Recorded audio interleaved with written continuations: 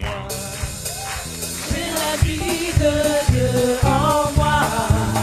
J'ai sa vie, sa nature, sa majesté. J'ai la vie de Dieu en moi. Encore. J'ai la vie de Dieu en moi.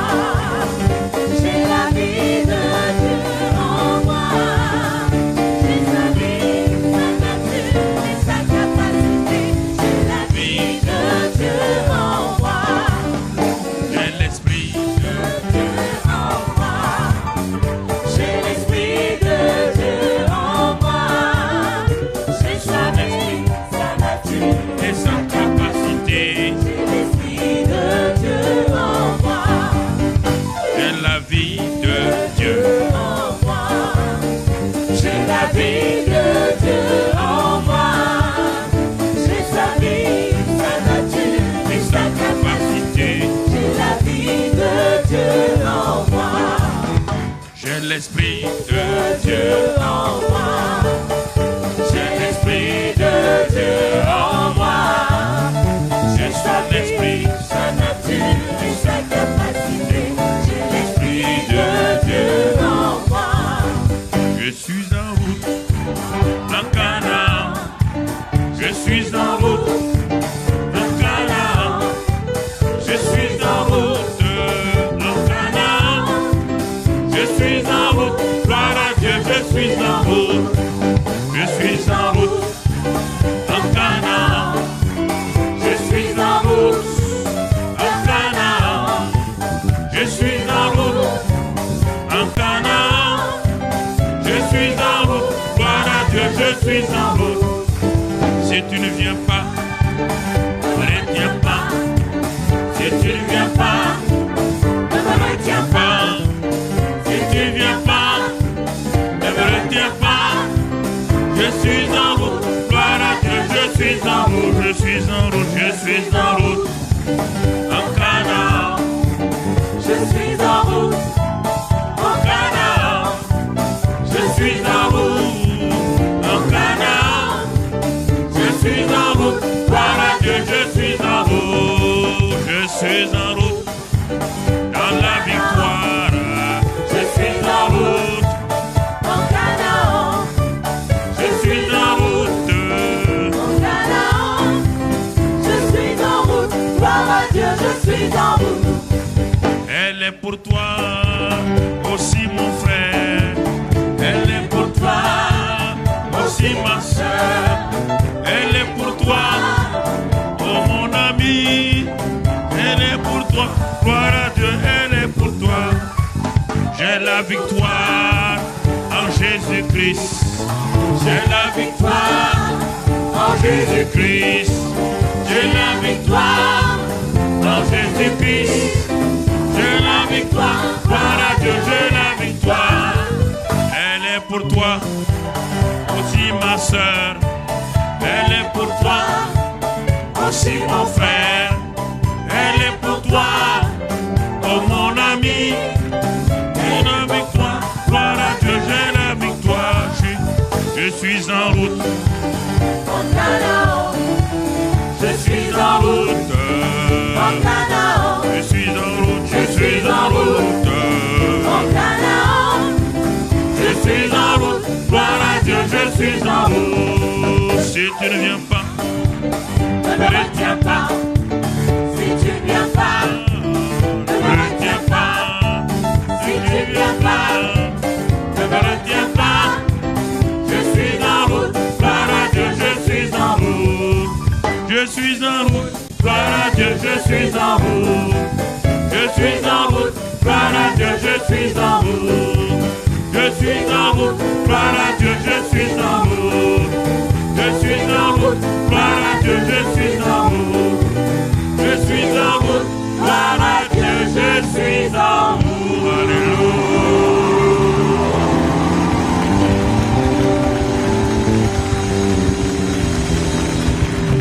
Gloire à Dieu. Gloire à Dieu. Excellent Père de grâce, le Dieu en qui il n'y a aucune ombre de variation, nous nous tenons dans ta présence avec le glorieux Saint-Esprit en nous.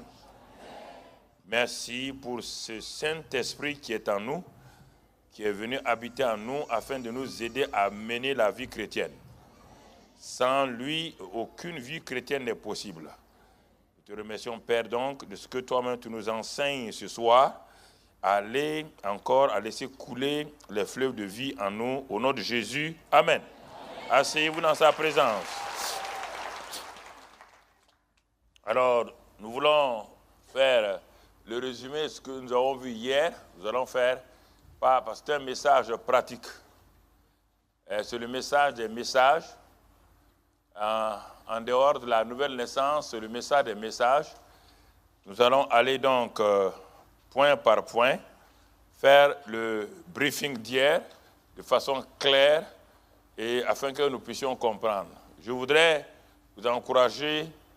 C'est vrai que le cerveau est le moyen par lequel on arrive à apprendre les choses dites dans le langage des hommes, en français, en anglais ou autre chose. Mais ne laissez pas votre mémoire, votre raisonnement me suivre, sinon vous n'allez pas aller loin. La vie chrétienne n'est pas une vie intellectuelle, c'est une vie spirituelle. La vie spirituelle, mon frère, ma soeur, elle est très importante, elle contredit. Regardez bien, un fait dans l'Ancien Testament déjà, un fait qui est là clair, une femme qui avait 60 ans, elle s'appelle Sarah. Elle s'en va en Égypte, toute la cour, tous les ministres de Pharaon, pourtant l'Égypte est remplie de très belles jeunes filles, de très belles femmes. Tout l'Égypte, tout le pays vient dire à Pharaon, il y a une femme extraordinaire qui est entrée dans la ville là. Il n'est pas normal que Pharaon n'ait pas cette femme parmi ses femmes. Une femme de 60 ans, post-ménopausée. Non, je vous parle sérieusement. La vie chrétienne, si vous ne la comprenez pas, vous allez croire que c'est une vie naturelle. 60, ça, c'est à 60 ans. Maintenant, cette bonne dame, elle a 75 ans. Elle a 75 ans, elle entre dans une autre ville où le roi s'appelle Abimelech. Tous les gens de la ville, même les jeunes filles disent, il y a une femme qui est arrivée, elle n'a pas de parents. On laisse les jeunes filles de 25 ans, de 30 ans, les jeunes filles de 15 ans, 20 ans, 40 ans. Et c'est une femme de 75 ans qui attire le regard de tout le monde. Alors, posez-vous la question, c'est le naturel ça? Dieu a parlé.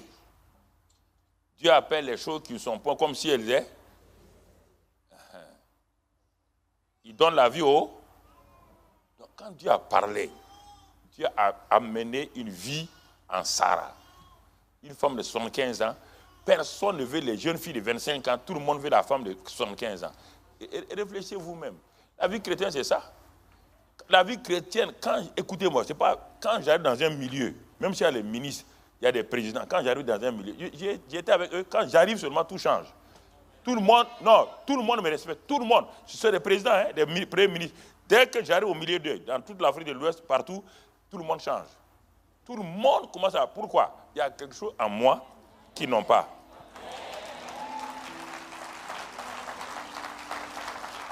Il y a quelque chose qu'ils n'ont pas, ils le savent. Ça, c'est au public, il n'y a rien de caché. Je ne sors pas, je suis entre l'aéroport, ma maison, l'église ou des gens. Dès que je m'en vais dans un supermarché à Ouaga ou ailleurs, dès que j'arrive, les LH, tous les LH, les grands musulmans là, viennent, pasteur, bénédiction, bénédiction. Quand je vois là.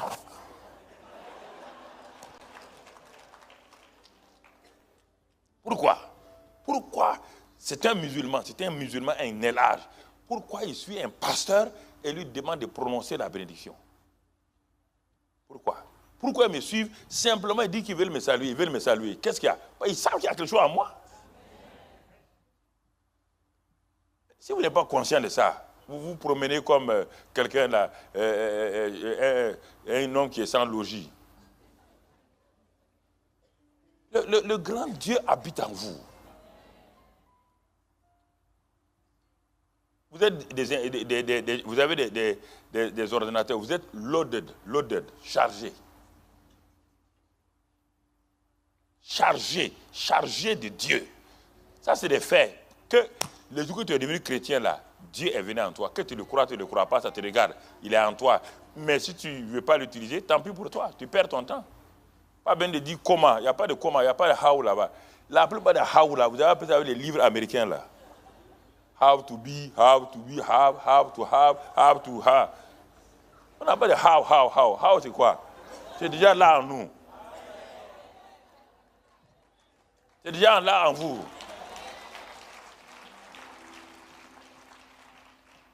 Le how là, tout le monde a ça. Allez-y en Amérique, tout le monde, les hindous, tout le monde, les bouddhistes, tout le monde sait faire le how là. How to be rich. Comment être presque riche. Tout le monde a sa notion dans ça. Ne suivez pas les gens aveuglement. Ce que je vous dis là, vous les suivez aujourd'hui. Moi, je les ai suivis il y a longtemps. Les Benny Hinn, je les connais personnellement. Les Maurice Serlot, je les connais personnellement. Les démons Chakaran qui sont morts, je les connaissais. Les Oral Robert, je suis allé chez eux. Les Kenneth Hagin.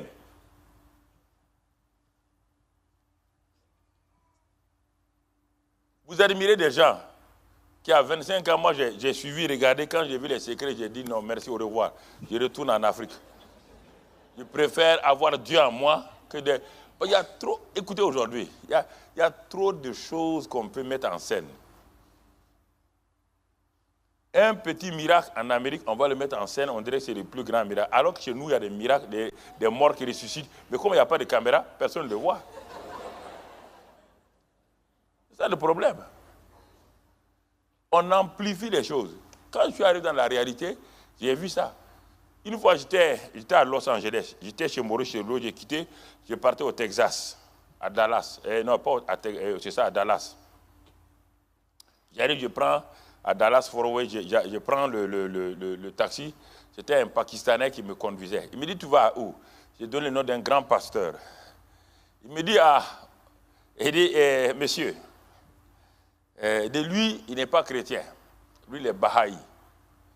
Il dit, mais il me dit clairement, vaut mieux que j'aille quelque part. Ce pasteur dont je viens de parler, qui est un homme excellent là, il dit dans quelques jours, on va l'emprisonner pour 20 ans d'escroquerie, de manipulation.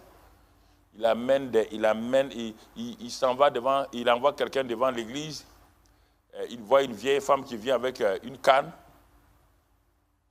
On prend la vieille femme, on la fait asseoir quelque part, à côté de quelqu'un qui a un problème d'oreille. Quand on le filme, il voit tout ça de son bureau. Quand il vient, il dit maintenant à l'autre là, il dit allez, prends la canne, lève la canne, marche maintenant. Les gens crient qu'il y a quelqu'un qui a marché. Il a fallu des caméras cachées pour filmer tout ça, ils ont découvert. 20 ans de prison.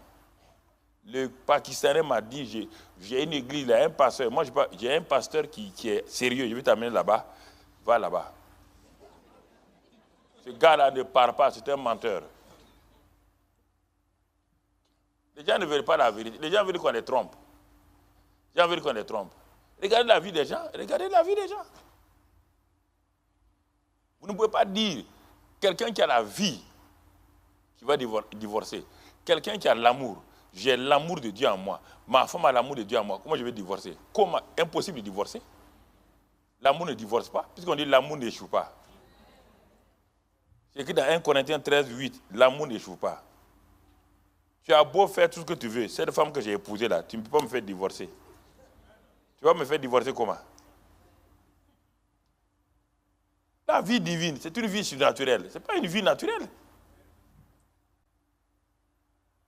Mais à force de la prendre comme une vie naturelle, à la fin, vous avez des problèmes. Ce n'est pas une vie, bon, Seigneur, pasteur, il faut prier pour moi. On peut prier pour quelqu'un. Si ton intérieur n'est pas fixé là, tout ce que tu as eu là, tu le perds demain. Tu le perds. On a vu des grands cancérettes guéris, mourir même 3 mois plus tard. Le cancer est venu pire. Pourtant, il y avait les résultats que le cancer est parti. Parce que son homme intérieur refusait. Son homme intérieur refusait. Son homme intérieur, c'est ça, votre vrai moi. Votre vrai moi. Ce n'est pas l'homme extérieur.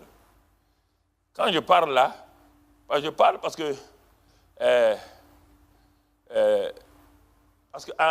vous êtes dans un milieu où tout est un peu traficoté. Le milieu scientifique, c'est trop traficoté. Tout. Même vos produits bio, là, c'est traficoté.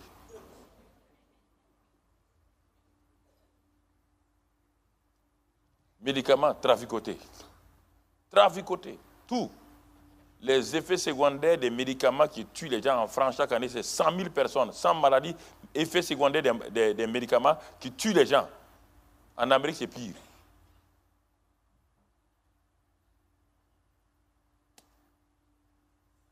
Quand on veut vous dire la vérité, non, vous préférez les choses traficotées. Moi, je ne vous vendrai pas des choses traficotées.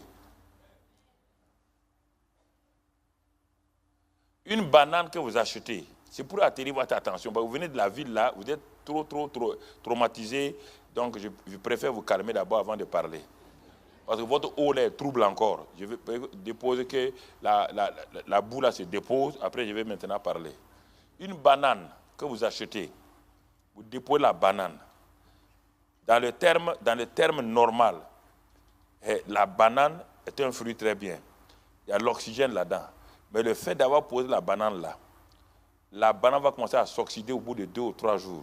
Mais une banane que vous achetez, vous posez, 5 jours, la banane n'est pas noire, rien, et n'est pas oxydée, sachez qu'il y a un produit là-dedans qui va vous tuer. L'oxydation est normale. C'est le processus. Vous entendez? L'oxydation est normale. C'est pourquoi le fer qui est déposé longtemps au dehors là va s'oxyder. Un produit normal, une banane, depuis une semaine, vous posez, rien, tout jaune, jaune, jaune. Mangez ça, vous allez jaunir.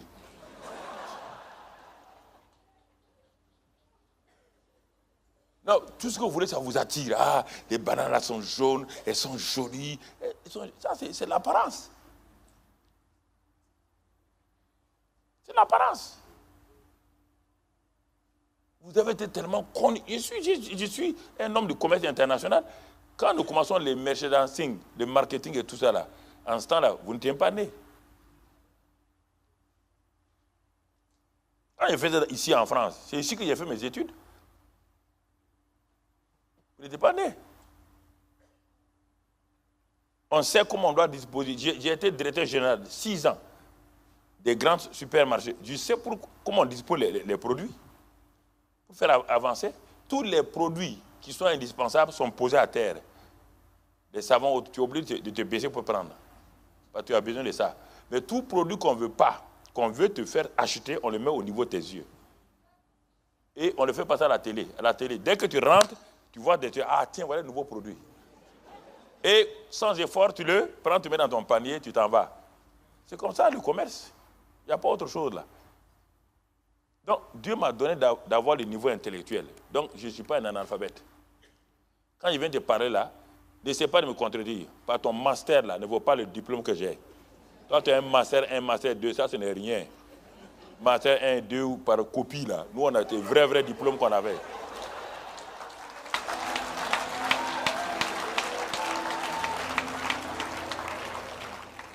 Non, je préfère vous parler. Quand vous voyez les gens, il ne sait pas que j'ai master en finance, audit. Moi, j'ai été auditeur sans avoir master.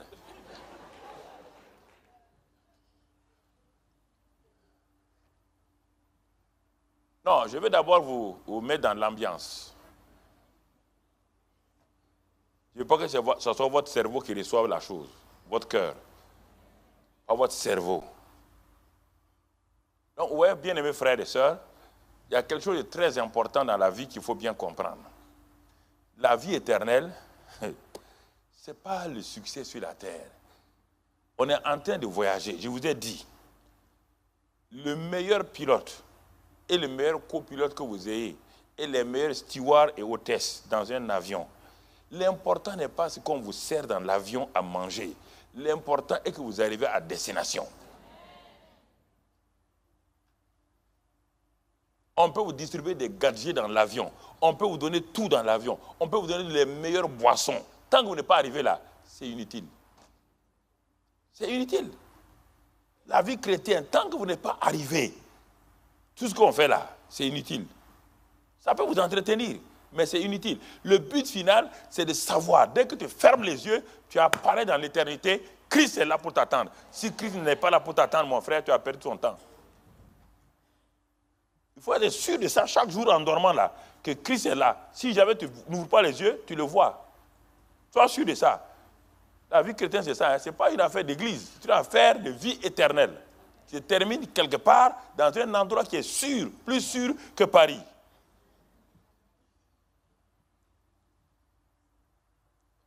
Prends-toi au sérieux toi-même. Prends-toi au sérieux. Prends-toi au sérieux. Alors, hier, nous avons commencé, nous avons introduit. Alors, ce soir, le sous-thème, c'est « Ouvre ton esprit et laisse couler les fleuves de vie ». Ouvre ton esprit et laisse couler les fleuves de vie. Il y a des fleuves de vie en toi. Mais si tu n'ouvres pas, rien ne se passera. Rien. Ouvre ton esprit, pas ton corps, hein, ni ton âme, ton esprit. Ton esprit, c'est là où le Saint-Esprit habite. Ton âme, c'est ta personnalité. C'est là où il y a les émotions, là où il y a les sentiments, là où il y a l'intelligence, la raison. Même quelqu'un qui n'est pas né de nouveau a une âme. Mais quelqu'un qui n'est pas né de nouveau n'a pas l'esprit. Aucun homme qui est né, même s'il est président, il n'a pas l'esprit. Il est mort spirituellement. Il ne comprend pas les choses spirituelles. Alors, ouvre ton esprit. Là où se trouve le Saint-Esprit, là, dans Jean 7, 38, il dit, voici, celui qui croit là, les fleuves d'eau vive couleront de son sein, comme dit l'Écriture, quand l'Esprit sera glorifié. Jésus a été glorifié, le Saint-Esprit est descendu. Donc, le Saint-Esprit est en moi. Et il est en moi. Et on dit les fleuves, on dit des fleuves. On n'a pas dit un fleuve, hein, des fleuves. Des fleuves de quoi? D'eau vive. Ça veut dire quoi? Des fleuves de vie spirituelle, des fleuves de guérison, des fleuves de bonne santé, des fleuves de prospérité, des fleuves de victoire. Tous ces fleuves sont déjà en toi. Ce n'est pas au dehors. Pourquoi vous passez votre temps à crier, à pleurer pour avoir la victoire? La victoire vient de l'intérieur pour l'extérieur. Dans la vie chrétienne, tout va de l'intérieur vers l'extérieur, pas de l'extérieur vers l'intérieur. La vie chrétienne part d'ici pour aller vers l'extérieur. C'est pourquoi on dit celui qui est en vous est plus grand que celui qui est au dehors. Il est plus grand. Celui qui est en vous est plus grand que la maladie qui est au dehors. Celui qui est en vous est plus grand que le cancer qui est au dehors. La vie chrétienne ne vient pas de l'extérieur, ça vient de l'intérieur. Et il y a un dépôt en toi. On te dit que le Christ qui est en toi, qui est le mystère de Dieu révélé, Colossiens 2, 3, qui est le mystère de Dieu révélé, en lui se trouvent tous les trésors de la sagesse, de la science appliquée, tous les trésors. Il dit toute la plénitude de la divinité, tout ce qui est Dieu est en Christ. Et Christ est en toi. Comment tu peux manquer quelque chose? Ça, c'est des faits divins. Les faits divins, on les accepte, on ne les comprend pas, on les accepte. Qu'on sente, qu'on ne sente pas, on les accepte. On les accepte. Alors, je vais résumer ce qu'on a vu hier pour que ce soit clair. Le problème, quand vous venez pour écouter, vous venez déjà avec des a priori, vous venez avec déjà ce que vous avez lu chez un grand pasteur. Moi, je ne suis pas grand pasteur, mais j'ai un grand Dieu. Voilà, je viens de parler du grand Dieu. Je ne suis pas grand pasteur, j'ai un grand Dieu. Donc, laisse tomber tes grands hommes là. Écoute-moi le grand Dieu. Ah oui, mais Karambiri dit ça, mais il y a Tidi Jek qui a dit ça. Ce n'est pas mon problème. Si Tidi Jek a dit, si ce qu'il dit n'est pas vrai, laisse ça tomber. Ce n'est pas en termes de Tidi Jek, ce n'est pas en termes de stars. Les stars de Hollywood, là, ils se suicident tous les jours là. Il a fait des stars, il a fait des vérités bibliques. C'est la Bible, c'est ça qui est important. Même si le plus grand pasteur du monde l'a dit, si ce n'est pas biblique, moi je froisse ça, je continue ma route. Parce qu'il ne m'intéresse pas. Vous êtes intéressé par les stars.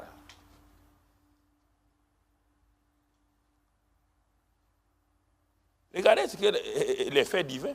Les faits divins ce sont des faits qui viennent de Dieu. Ça ne vient pas de toi ni de moi. C'est ce que Dieu a posé comme des faits. Ce sont des bornes qu'il a établies. On ne peut plus les enlever. Il faut accepter ça. Ce n'est pas de promesse. La promesse n'est pas encore accomplie. Tu dois te débrouiller pour l'accomplir. Les faits, c'est ce que Dieu a déjà fait. Ce que Dieu a déjà fait.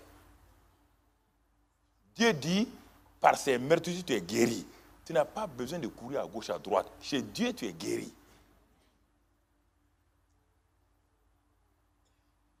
faut accepter ça d'abord. Accepte ça.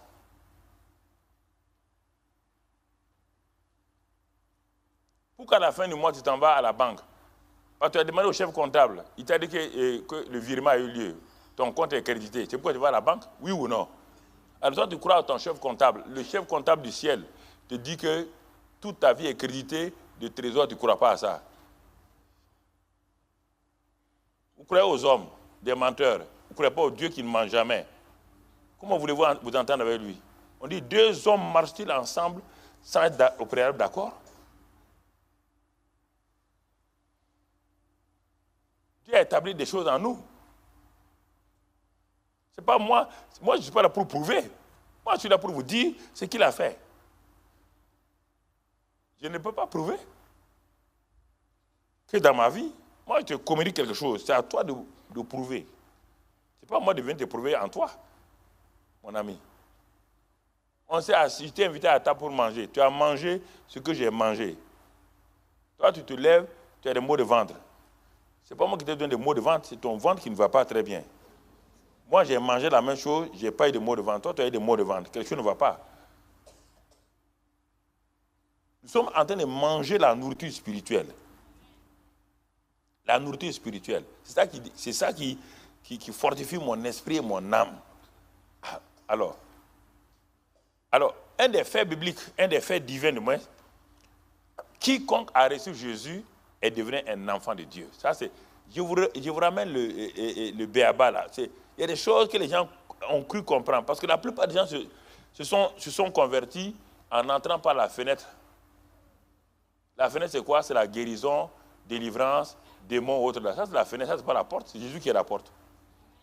Tu t'es trouvé maintenant dans une maison par une fenêtre. Tu ne sais pas où se trouve la porte. Quand on te prend la porte, tu ne sais pas. Tu dis, ah non, mais comment j'ai été converti? Le pasteur a fait ceci. Non, le pasteur n'a fait que... Tu n'es pas rentré par la porte. C'est pourquoi tu ne connais pas le portier ni la porte qui s'appelle Jésus. Tu es rentré par un homme de Dieu. Tu avais 7 démons. L'autorité qu'il a en Christ et l'onction qu'il a, il a chassé les démons. Mais ce n'est pas lui. Tu ne connais pas le portier ni la porte. Tu es rentré par une fenêtre, la fenêtre de la délivrance. On rentre dans le royaume des cieux par une porte. Le portier s'appelle Jésus, la porte s'appelle Jésus. Si tu es rentré par une fenêtre, débrouille-toi pour reconnaître le portier là. Il va le voir, il va accepter lui et rentre là-bas. Donc beaucoup de gens sont rentrés en contact avec Jésus. Ils disent oui, moi j'ai vu ceci, j'ai vu cela. Tu n'es pas rentré par la porte. Il y a une seule manière de rentrer par la porte. Jean 1, verset 12. Jean 1, verset. Ne cherchez pas autre chose. Ne lisez pas les livres au hasard qui vont vous empoisonner. Déjà, tu n'es pas toi-même bien équilibré. Tu lis les livres de délivrance. Tu dis, pour faire quoi? Les démons vont te tromper.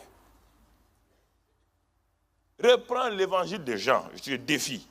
Ce mois-là, prends Jean. Prends Luc. Jean va te dire comment Jésus a vécu avec le Père. Il dit, le Père et moi, on est un. C'est le Père qui est en moi, qui fait tout. C'est le Père qui me dit de faire tout. Jésus même te dit ça.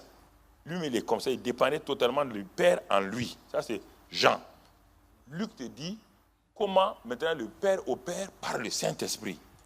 Et Matthieu te dit que lorsque le Père est venu en toi par le Saint-Esprit, Luc te l'a dit, Matthieu te dit que tu es né maintenant dans un royaume qu'on appelle le royaume des cieux. Et c'est pourquoi il te parle du royaume des cieux. Chacun des 4 livres a un sens. Si tu les mélanges au hasard comme ça, tu as un problème. Ça devient une bombe. Si vous prenez un verset ici, un verset ici, ça ne vous peut vous nourrir.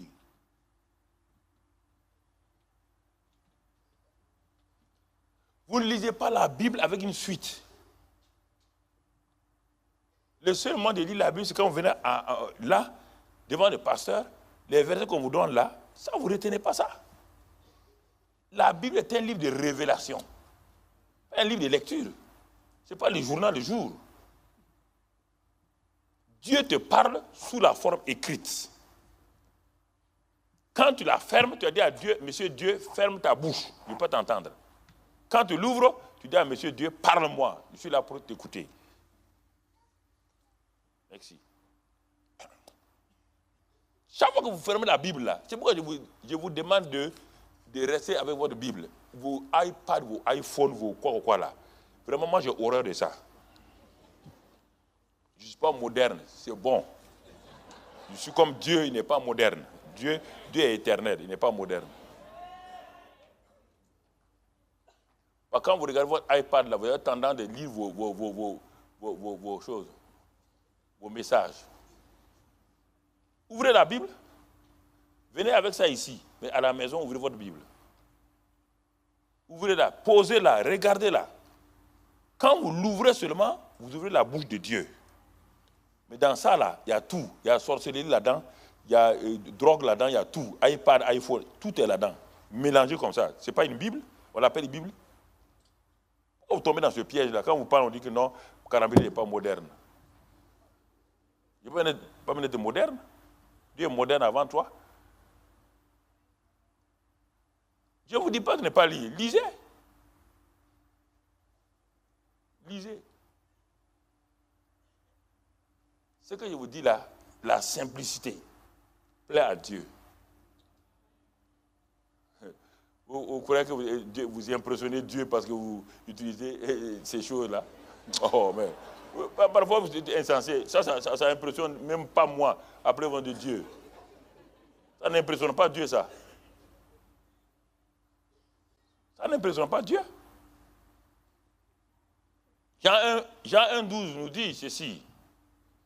Jean 1,12 nous dit, mais à tous ceux qui ont reçu la parole lumière, qui est Jésus, à ceux qui croient en son nom, le nom Jésus, qui croient d'abord à quoi? Ceux qui ont reçu là, le E muet là, ça veut dire parole lumière, qui ont reçu la parole lumière. À ceux qui ont cru en cette parole lumière a un nom qu'on appelle Jésus. Cette parole lumière maintenant fait quoi? Elle a donné à qui? À celui qui a cru là, le pouvoir de devenir enfant de Dieu. Pas la prière d'un pasteur, non. Pas la prière d'un bishop, non. À ceux qui l'ont reçu, qui croient en son nom. C'est cette personne-là que la parole de vie régénère, engendre. Et on l'appelle technon, enfant de Dieu. Enfant de Dieu. Alors, quand on devient enfant de Dieu, comment je le sais? On me dit que la parole qui a été prêchée ou qui a été reçue là m'a donné la capacité de naître de nouveau. Il se peut que je ne le sache pas, parce que ce n'est pas une affaire de corps ni d'âme, c'est une affaire d'esprit. Maintenant, le verset Romains 8, 16 va me dire comment ça se passe, qui l'a fait. La parole a été entendue, il y a quelqu'un, un acteur, qui a pris cette parole-là, qui a pris la parole que j'ai entendue là, qui va l'utiliser. Et il s'appelle le Saint-Esprit. Et l'Esprit lui-même rend témoignage à notre esprit régénéré. Engendré par la parole, l'Esprit vient rendre témoignage à mon esprit que je suis maintenant enfant de Dieu. Ça, c'est une expérience personnelle. Jean 1,12, c'est ce que Dieu a fait. Romains 8, 16, c'est ce que moi, j'ai expérimenté. Donc, les deux expériences vont ensemble.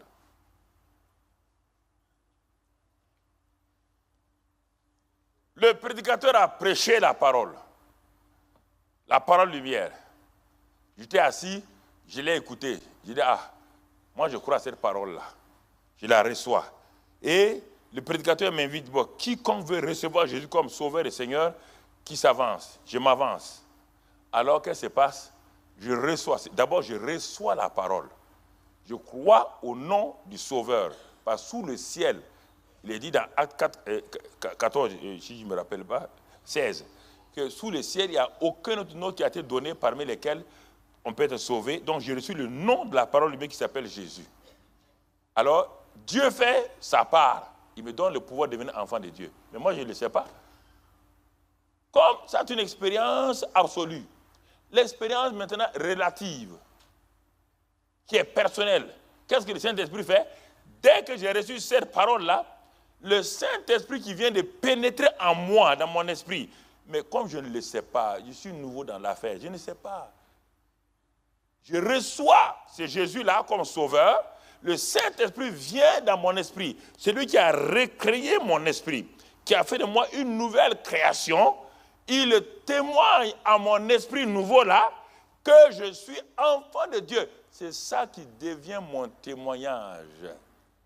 C'est ça qui me donne la paix. Et je ne comprends pas, je me lève le matin, j'étais stressé, j'étais dépressif. La dépression est partie. Je ne comprends pas qu'est-ce qui m'est arrivé. C'est le Saint-Esprit qui a fait ça. Et maintenant, c'est mon témoignage intérieur que je suis né de nouveau. Ça, c'est la première étape.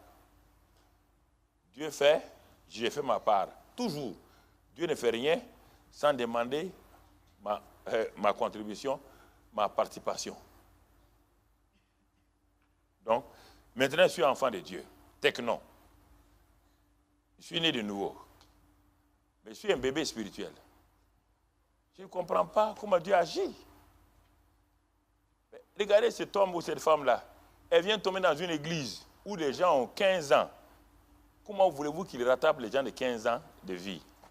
Si on ne sait pas comment nourrir les bébés. Dans une famille, écoutez-moi, je vous parle simplement là. Dans une famille, le premier enfant a 25 ans. La deuxième fille a 20 ans. Troisième a 19 ans, 17 ans. Et voici un bébé qui vient de naître aujourd'hui. Comment voulez-vous que des parents normaux prennent le bébé là, les nourrissent avec la nourriture de ses 4 frères?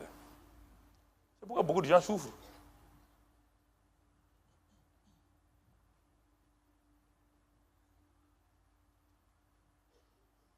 Ces 4 enfants-là ont une expérience que le bébé n'a pas. Le bébé ne sait même pas comment se nourrir.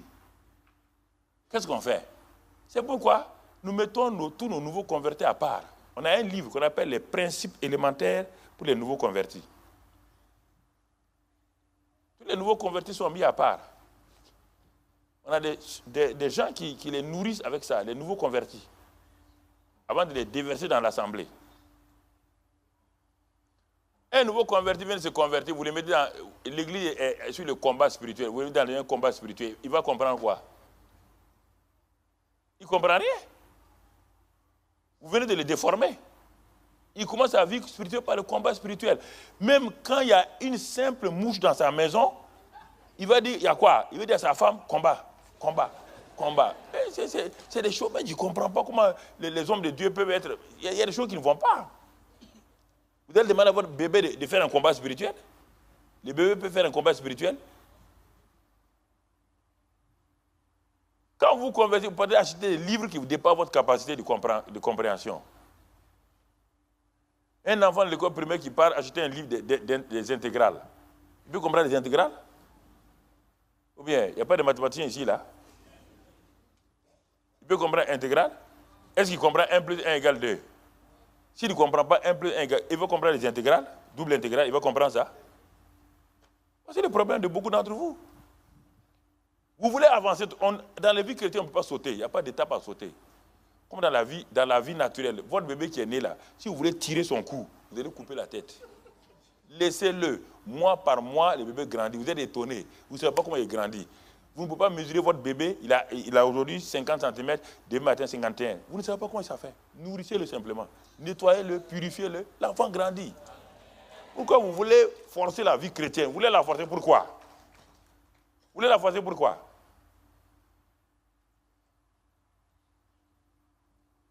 Vous voulez la forcer pourquoi? Nourrissez-vous de la parole. N'essayez pas de copier des gens qui sont avant vous. Impossible. Toute la famille s'occupe du bébé qui est né. Tout le monde, même son grand frère, tout le monde le prend, tout le monde. Mais on ne dit pas au bébé, sois comme nous. D'abord, il n'a pas de dents.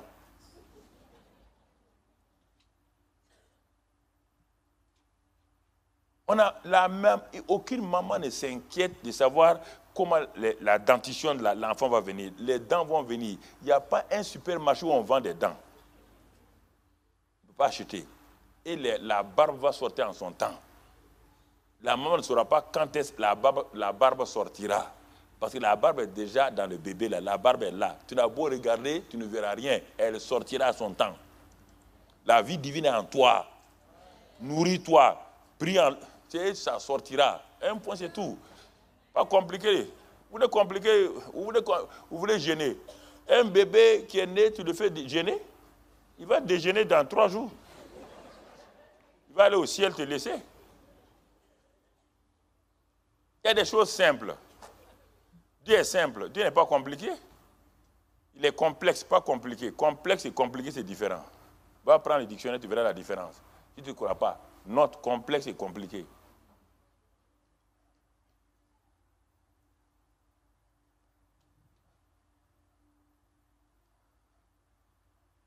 Donc, première chose, je suis devenu un enfant de Dieu. Et le Saint-Esprit témoigne à mon esprit que je suis réellement un enfant. Il témoigne. Quelqu'un m'explique comment tu es devenu chrétien, je comprends. Je ne peux pas expliquer à quelqu'un. Mais pourquoi tu as cette telle assurance? Parce que le Saint-Esprit témoigne à mon esprit que je suis enfant de Dieu. On ne peut pas l'expliquer. Il faut que la personne vive ça. On ne peut pas l'expliquer, mon frère, ma soeur. On ne peut pas l'expliquer. Il y a des choses qu'on ne peut pas expliquer. Comprenez? L'acte sexuel, le but de l'acte sexuel, c'est la procréation. Mais tout acte sexuel est suivi, en grande majorité, de plaisir. Ce n'est pas le plaisir qui donne l'enfant, c'est l'acte sexuel, le sperme qui donne l'enfant, l'ovulation. Le plaisir, c'est un accompagnement. Beaucoup de chrétiens veulent avoir le plaisir sans... ils n'ont pas de sperme.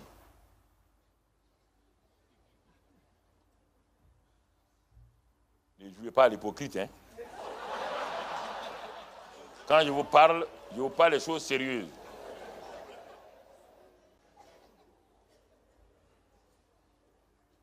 Mais je vous parle sérieusement. Est-ce que le plaisir donne l'enfant? Voici une fille qu'on a violée sans plaisir. Elle aura un enfant, oui ou non? Pas dans cet homme-là, il y a ce qu'on appelle sperme. Dans cette jeune fille-là, il y a ce qu'on appelle les ovaires, l'ovulation. Qu'elle soit contente de l'acte sexuel ou pas, qu'elle pleure ou quoi, dès le moment où l'homme injecte sa sémence, elle sera en grossesse, sans plaisir. C'est ça la parole de Dieu. La parole de Dieu est le sperme de Dieu. On appelle ça sémence et sperme, c'est le même mot grec. C'est le même mot grec. Dieu a envoyé son sperme en Marie, dans l'esprit de Marie, pas dans le corps de Marie. La sémence, la parole est esprit. La parole, les gens ne comprennent pas. Marie n'a pas reçu dans son ventre, dans son utérus, l'enfant Jésus. Non. La parole est un esprit. Dieu a envoyé la parole esprit. D'abord dans l'esprit de Marie. C'est descendu maintenant dans son âme et dans son utérus. C'est pourquoi Jésus n'a jamais été atteint d'aucun péché.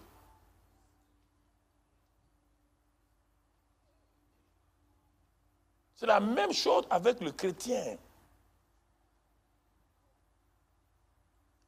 Même chose. Alors, bon, tu es devenu chrétien, tu ne comprends pas ça là. Comment tu vas avancer comment? Réfléchis toi-même. Tu vas avancer comment? Tu ne comprends pas l'ABC de ça là. Tu vas avancer comment?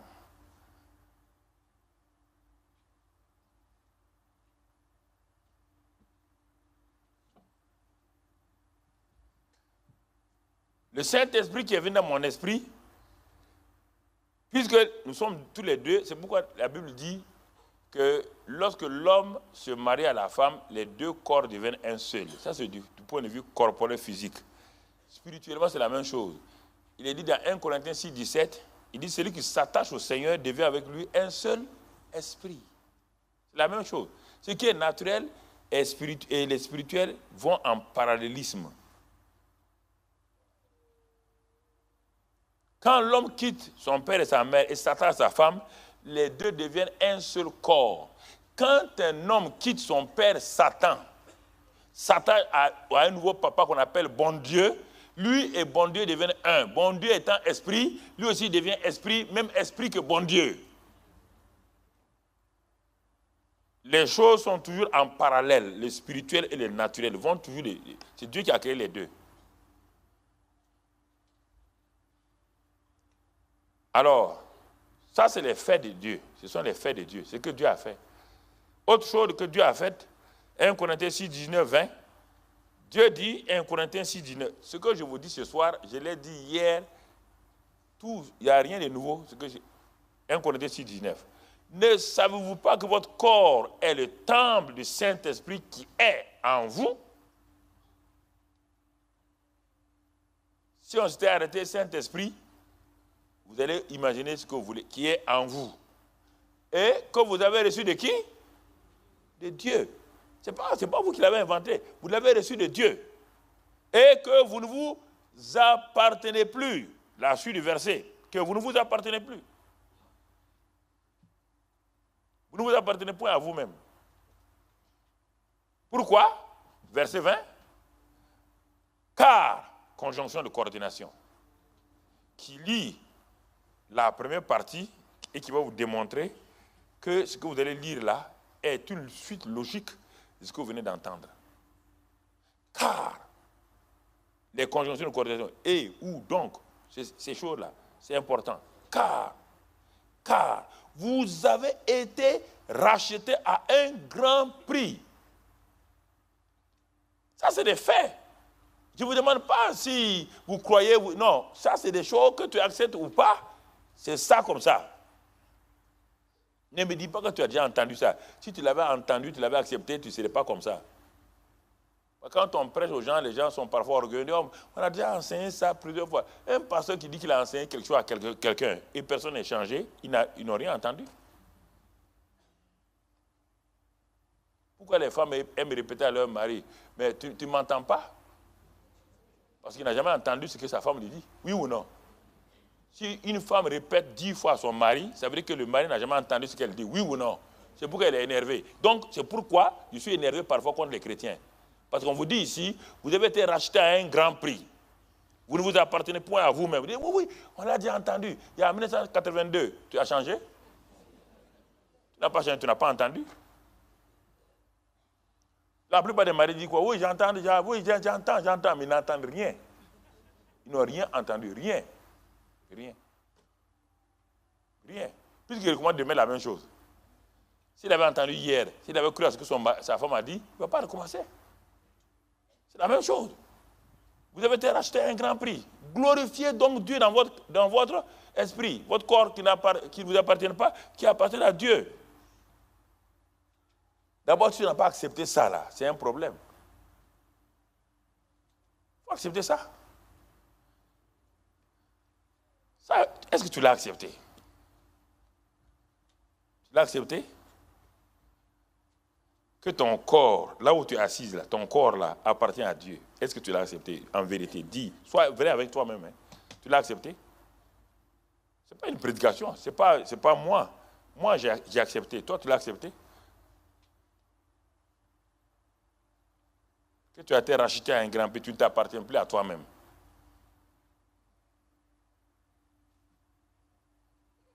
Et que ton corps et ton esprit appartiennent à Dieu, appartiennent. Dieu en est le propriétaire. Tu n'en es plus le propriétaire, tu n'es qu'un locataire. C'est pourquoi hier Dieu m'a dit, plusieurs sont confrontés, ce que tu as dit là, plusieurs n'ont rien compris. Ils vont aller se battre. Répète ça aujourd'hui d'une autre manière, tranquillement, et ils vont saisir. Ce que je te dis là, va lire ça. Tu vas voir que tu n'as jamais donné ton corps à Jésus.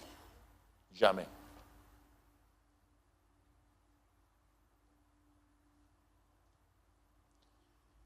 Si tu donnes ton corps à Jésus, il va prendre soin de ça, oui ou non? Votre voiture qui vous appartient là, vous prenez soin de votre voiture, oui ou non? Quand la voiture est en panne, vous l'amenez rapidement où? Vous êtes content d'avoir une voiture qui est en panne? Comment voulez-vous que Dieu, propriétaire de votre corps, soit content que votre corps soit dans la souffrance? À moins que Dieu soit méchant. Il doit être un schizophrène quelque part ou bien quoi? Il ne comprend pas.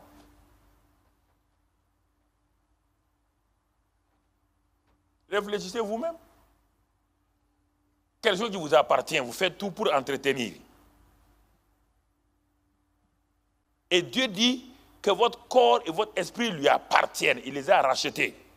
Et Satan, lui, vient maltraiter votre corps. Et Dieu est en vous. Dieu habite en vous, dans la maison. Levez-vous, allez-y aux Champs-Élysées, allez-y au palais de l'Élysée. Allez-y avec un fusil et tirez sur les murs là. Si en 3 minutes vous êtes vivant, venez me voir. 3 minutes, vous êtes mort, cadavre, rempli de balles. Oui ou non? Alors comment, écoutez-moi, arrêtez votre incrédulité. Comment le grand Dieu qui vit en vous, Satan vient et vous maltraite comme il veut, vous maltraite comme il veut, il s'en va et Dieu ne dit rien. Vous croyez à ça? Et vous ne voulez pas que je parle durement? Vous croyez à ça?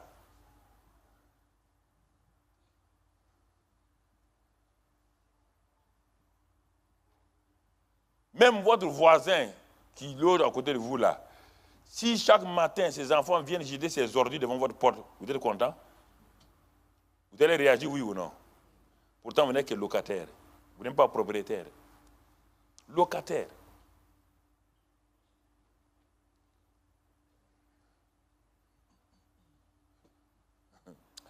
Vous dites, vous croyez quoi exactement? Vous croyez quoi? Ce qu'on croit change les gens. Ce qu'on croit change. Tu crois quoi? Ne me dites pas que vous croyez. Ne me dites pas que vous avez entendu. Si vous avez entendu, vous devez être loin. Quelqu'un qui est en terminale, il échoue au bac une fois. Il échoue au bac 2 fois. Et des enfants viennent dire, non, lui, il comprend tout. Non, ses parents veulent parler, non, je comprends tout. C'est les professeurs qui sont mauvais. Mais ceux qui étaient avec toi l'année passée sont déjà en 2e année d'université. Toi, tu joues au baccalauréat, tu dis, je comprends. J'ai compris, monsieur, ne me fatiguez pas, je comprends. Et tu vas 3e fois au bac, tu échoues. Et tu dis que tu comprends. Qui va croire à ça? Dites-moi, qui va croire à ça? Ceux qui ont compris sont en quelle année? 3e année. Toi, tu es toujours au baccalauréat. Toi, tu dis que tu as compris la vie chrétienne. Tu es toujours en train de lutter avec les petits péchés et les petits démons là. Les petits démons. Les maris de nuit. Comment un démon, le corps là appartient à Jésus, un démon va venir coucher avec toi. Un démon unique va venir coucher sur le Saint-Esprit. Un démon va te violenter. Le Saint-Esprit est en toi. Non, vous n'allez pas me faire croire autre chose. Celui qui vous dit c'est un pasteur menteur. Ça, quand je dis ça, je suis énervé. Hein? Dieu en vous, un petit démon va venir coucher avec vous.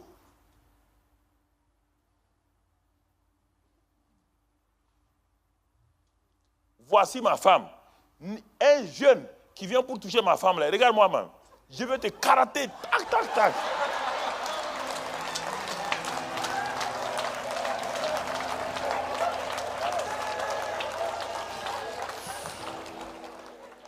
Comment? Tu vas toucher ma femme, à moi. Nous sommes la femme, l'époux de qui? Christ. Christ va laisser son épouse, un démon va venir maltraiter son épouse, et il est arrêté, il regarde ça, et il est content. Et vous dites oui, que... Arrêtez d'être incrédule, hein? Arrêtez ça maintenant. Aujourd'hui, prenez la décision, je vais commencer à croire que Dieu est en moi, aucun démon. Croyez.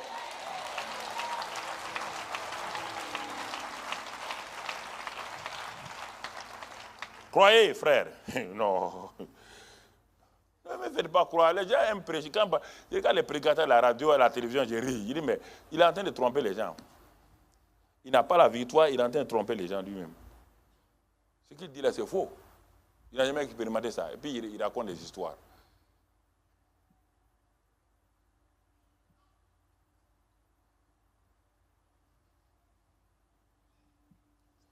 Quand j'ai fini de prêcher, 3h, 4h, ici je vous prêche 1h30.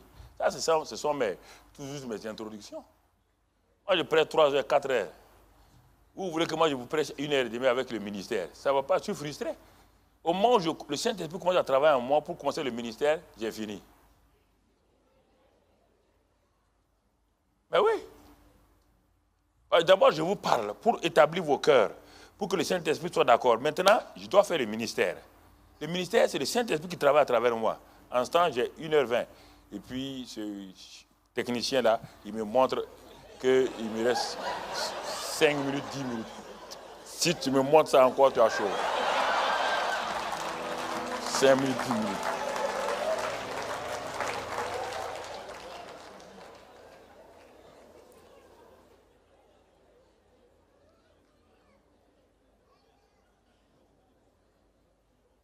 Vous partez courir chez vos amis 3 heures, 4 heures, des choses bizarres. Vous regardez la télévision 4 heures, 5 heures. On vient vous donner la vie éternelle 1h20. Et vous dites, ah, oui, quoi? Que parce que vous n'avez pas de bus. Si vous n'avez pas de bus, marchez. Abraham marchait, non? Les Juifs ont marché, allez chez vous. Arrivez à 2 heures du matin avec la vie éternelle. Soyez contents. Oh.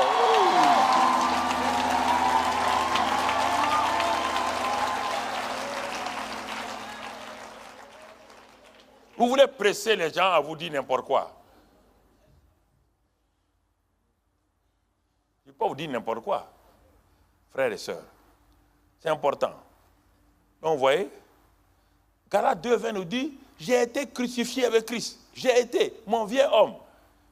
Comme je vous l'ai dit plusieurs fois, la croix a 2 faces. La première face de la croix, c'est le pardon des péchés. Je peux me permettre... La première phase de la croix, c'est donc le pardon des péchés. Et tout le monde croit à ça. Tout le monde croit à ça. Quand je suis là, je vois la croix ici, tous mes péchés sont pris.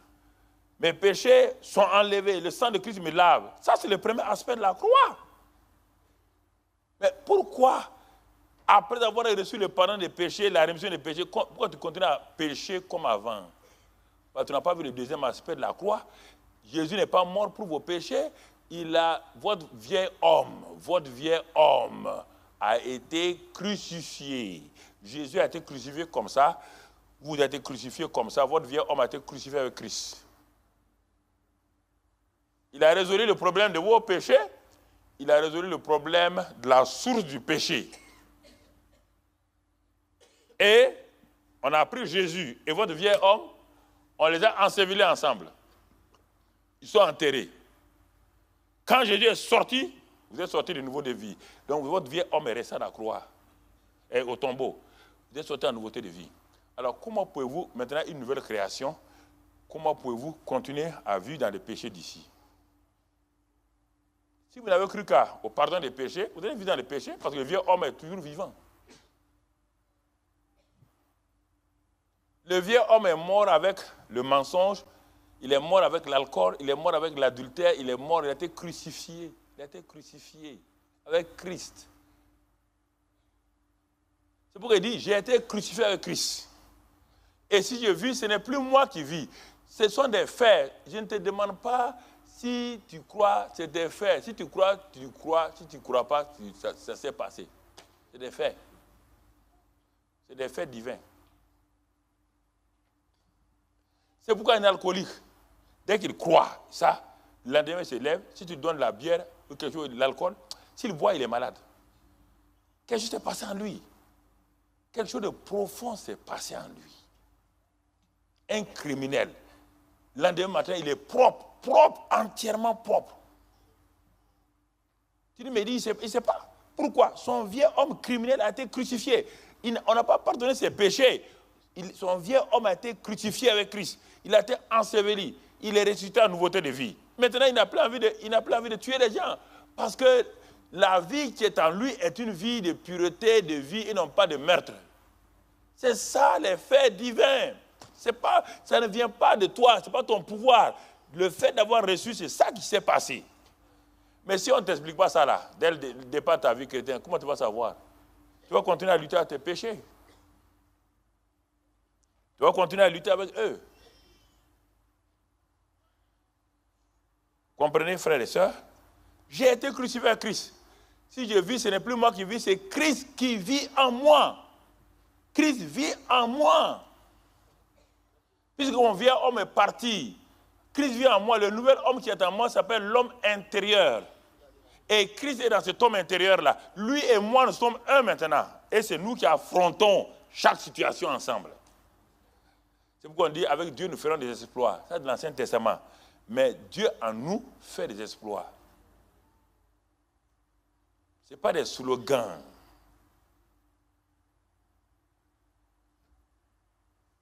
C'est pourquoi Paul a dit, mais il dit le mystère caché de tout temps, révélé maintenant. Et la glorieuse richesse de ce mystère-là, c'est Christ en nous, l'espérance de la gloire. L'espérance de la gloire. Et c'est pourquoi dans 2 Corinthiens 3, il dit, mais si le Seigneur Saint-Esprit est en vous, qu'est-ce qu'il va faire? Il va vous transformer de gloire en gloire à l'image de Christ. C'est le Saint-Esprit qui transforme de gloire en gloire. Comment? On va le voir tout à l'heure là. On va terminer d'abord avec les faits divins. Les faits divins. Et ce Dieu-là a mis, il est dit dans 2 Pierre 1, 3, 4, il dit par sa vertu, il nous a rendu donné d'être puissants. Mais il dit maintenant, il nous a donné d'être participants de la nature divine. Nous avons reçu la nature divine en nous. Qu'est-ce que la nature divine? Il y a plusieurs aspects de la nature divine. D'abord, Dieu est esprit. Donc, je suis devenu esprit. Deuxième élément de la nature divine, Dieu est amour. Le Saint-Esprit a répandu en moi. Dès qu'il est rentré, dès que le Saint-Esprit est rentré en moi, il est rentré avec la nature divine qu'on appelle l'amour. L'amour qui pardonne tout, qui croit tout, qui excuse tout. L'amour qui n'est pas jaloux. L'amour qui ne veut pas de mal à quelqu'un. Cet amour-là est en moi, il est répandu en moi. Cet amour est en moi. Ça, c'est le fait divin. Tu n'as pas besoin d'aller les chercher, tu n'as pas besoin de prier. C'est ce qui s'est passé quand tu as reçu Christ. C'est ça qui s'est passé. Pas besoin d'aller chercher. C'est ce que Dieu a fait. Il dit l'amour de Dieu a été répandu. On n'a pas dit tu vas demander l'amour. Tu vas le demander où? À qui? Qui a cet amour-là? Quel pasteur a ça? Mensonge comme ça là. Quel pasteur peut avoir cet amour-là si ce n'est pas le Saint-Esprit? Le Saint-Esprit a répandu l'amour. Romains 5,5. Répandu l'amour en vous. Alors, j'ai le Saint-Esprit. Et Dieu me dit maintenant, mon fils, le Saint-Esprit travaille avec une épée. L'arme du Saint-Esprit, ça s'appelle la parole. Éphésiens 6. Quand tu lis ça, tu trouveras Éphésiens 6.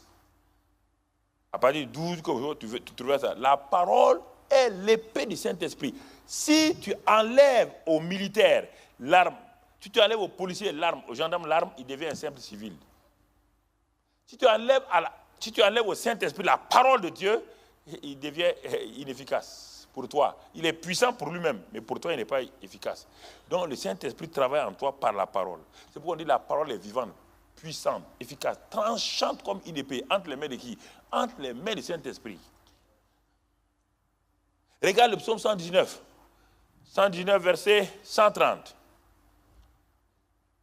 119, verset 130. Qu'est-ce qu'il dit là-bas? Concernant la parole. Je veux que tu notes ces choses-là. Tu vas les refuser. Et psaume 119, la révélation de tes paroles est claire. On n'a pas dit la compréhension. La révélation. La révélation, ça veut dire quoi? Quelque chose qui était caché, maintenant on a enlevé et tu découvres. Ce n'est pas en écoutant la parole qui vous donne la chose, non. Quand je vous regarde parfois, vous plissez les yeux, les sourcils, tout ça là. Je vois que vous voulez faire... Ce n'est pas mathématique, on peut comprendre ça avec ici. Ce n'est pas en marchant les lèvres que tu vas comprendre. On dit la révélation des paroles est claire, elle donne l'intelligence au simple. Tout ça sont des faits divins. La révélation vient par le Saint-Esprit. Quand elle est venue, tu es assis et dis, ah bon? Moi, je suis une nouvelle créature. Le Saint-Esprit dit oui. Comment? Il dit, mais tu as reçu Christ, non? Oui. Tu as reçu Jésus, oui. Tu es une nouvelle création. Ton esprit est devenu maintenant un esprit nouveau. Ce n'est plus toi qui vis, c'est Christ qui vit en toi. Ah bon, moi? Oui, oui. Mais quand toi tu regardes ton visage. Tu regardes ton esprit qui est devenu nouveau. Ce n'est pas toi. Quand on dit que quelqu'un est devenu une nouvelle création, on n'a pas dit toi. Si tu es maigre comme I majuscule, tu restes maigre comme I majuscule. Non, ce n'est pas ton corps qui a changé, ton esprit, puisque Dieu est esprit, tu es à l'image de Dieu. On parle de ton esprit, on ne parle pas de ton corps ni ton âme. L'âme est restaurée. La restauration de l'âme se fait dans un processus. Mais l'esprit est né instantanément. Et quand il commence à prendre la première place, il va aider l'âme à se restaurer et le corps à être discipliné. Donc, la révélation de tes paroles m'éclaire et donne l'intelligence au simple. Ensuite, acte 16. Regardons quelque chose, vous allez comprendre. Acte 16. Paul et Silas sont arrivés dans une ville là. Et ils sont allés, ils cherchaient un endroit où on prie. Acte 16, versets 13 et 14. Ils sont arrivés à Philippe. Il est dit, les jours du sabbat, Paul et Silas donc, sont allés, nous nous rendîmes hors de la ville vers une rivière, où nous pensions que se trouvait un lieu de prière. Quand Paul et Silas arrivaient quelque part, ils ne cherchaient pas le McDo du coin. Ils ne cherchaient pas où se trouve le restaurant le plus populaire. Ils cherchaient d'abord un lieu de prière. C'est la première chose que le chrétien doit chercher. Ah, on est arrivé maintenant en Grèce, hein? On va aller voir les pyramides. Quoi. Pour faire quoi? Tu vas aller voir ça, ça va te donner quoi? Tu vas chercher, tu vas aller regarder des murs qui sont tombés. On te dit que ces murs-là, c'est au temps d'Hannibal. Hannibal a fait quoi. Nebuchadnezzar a fait ça. L'autre a fait ça. Nebuchadnezzar est où? Hannibal est où? C'est toi qui es là. Cherche un endroit où on prie. Paul et Silas sont arrivés. Ils ont cherché un lieu où on prie. Un lieu de prière. Et nous pensions qu'il y avait un lieu de prière là. Ils sont allés. Mais regardez comment Dieu va faire. Le Saint-Esprit les conduit. Demain, je vais vous montrer comment Paul a appris à être conduit par le Saint-Esprit. Ce n'est pas automatique. Plusieurs fois, le Saint-Esprit a dit à Paul, arrête, ne va pas ici. Arrête, ne va pas là. Mais quand il vous dit à vous de ne pas aller, vous allez. On vous met tous les jours. Quand vous sortez tout de suite, là, vous voyez les feux rouges. Feux rouges vous dit, le gouvernement français vous dit, n'avancez pas, il y a un danger. Vous avancez, vous avez un crash. Et vous dites que le gouvernement... Des histoires. Même le monde vous montre qu'il ne faut pas avancer. Ils sont arrivés là. Et quand ils arrivent dans l'endroit, le verset 14 nous dit, il dit que quand ils sont arrivés là, l'une d'elles, ils ont trouvé des femmes, nommées Lydie, marchand de pourpre, de la ville de Thyatire, était une femme craignant Dieu. C'est-à-dire qu'elle craint Dieu, elle n'est pas chrétienne. Elle craint Dieu. Mon papa n'était pas chrétien, tu es un bon musulman, il craignait Dieu. Mon papa, quand tu veux critiquer quelqu'un devant lui, il était musulman, hein, tu commences à dire, l'autre l'a dit comme ça, il dit, ça fourre là, une tara. Il s'élève, il est vieux, il est pauvre comme ça, un caleçon, il fait comme ça, et puis il est parti. Il s'en va t'asseoir. Tu vas venir me gâter le type là. Oh, les chrétiens, beaucoup aiment ça. Quand on dit, tu as entendu? Ils boivent les choses, ils s'empoisonnent. Quand ils voient la soeur là demain maintenant, ils ont une mauvaise idée. Alors tout est faux. Tu peux avoir une mauvaise idée sur une soeur qui t'a rien fait et tu vas vivre. Dieu va te donner, le Saint-Dieu va te... Oh. Et parfois, vous faites des choses, je ne vous comprends pas. Soyez un peu intelligent. Cette femme t'a rien fait. Quelqu'un vient de mentir parce qu'elle n'aime pas la femme là. Elle vient mentir. Toi, tu crois ça. Demain, tu la vois, tu demandes. Mais Dieu, mais le Saint-Esprit est attristé en toi, mes sœurs.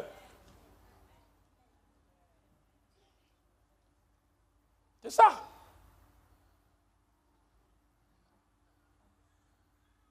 Il y a une femme qui est dans l'église de Kenneth Hagin, Kenneth Copeland. Elle aime le pasteur. On n'a pas de ne pas aimer le pasteur. Mais tu ne peux pas la voir. Elle est déjà mariée. Sa femme est là. Sa femme est là. Mais elle veut le pasteur là. Elle est arrivée à prendre un groupe de femmes de l'église de Kenneth Copeland. Elle dit que Dieu lui a dit que le pasteur est son mari. Donc la femme doit quoi? Mourir. Ce n'est pas le mensonge. Hein?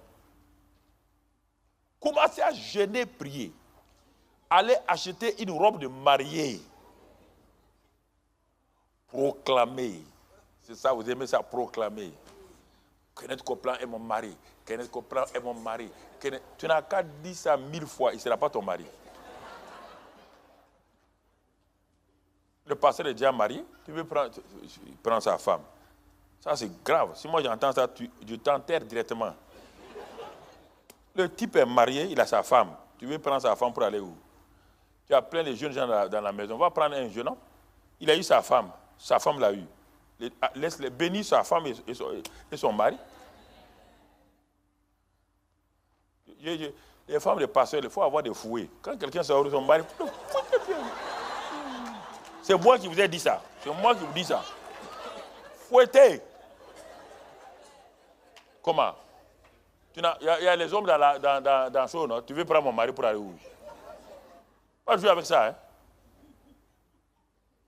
Pas le diable. Non, écoute, le diable, il aime ça. Le diable aime mettre les femmes de l'église sur leur pasteur. Le diable aime ça. Dans toutes les églises, c'est comme ça, hein? Ils aiment mettre ça. Ce n'est pas leur faute.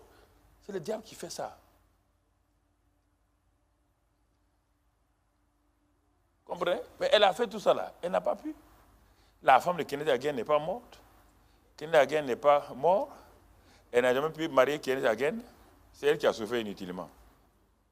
Avant qu'elle se rende compte. Parce que la proclamation là, ce n'est pas pour n'importe quoi.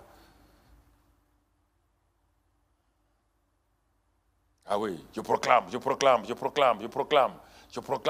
que maintenant, tout l'argent de la Banque de France va être vidé dans mon compte. Si tu fais ça, tu es un voleur. L'argent de la Banque de France ne vient pas dans ton compte. Je proclame. J'ai la foi. Alléluia. Non, mon frère, ne te perds pas ton temps, ça ne se passera pas. Il faut arrêter ces choses. Vous proclamez au hasard. On proclame ce qui t'appartient. On ne proclame pas ce qui ne t'appartient pas.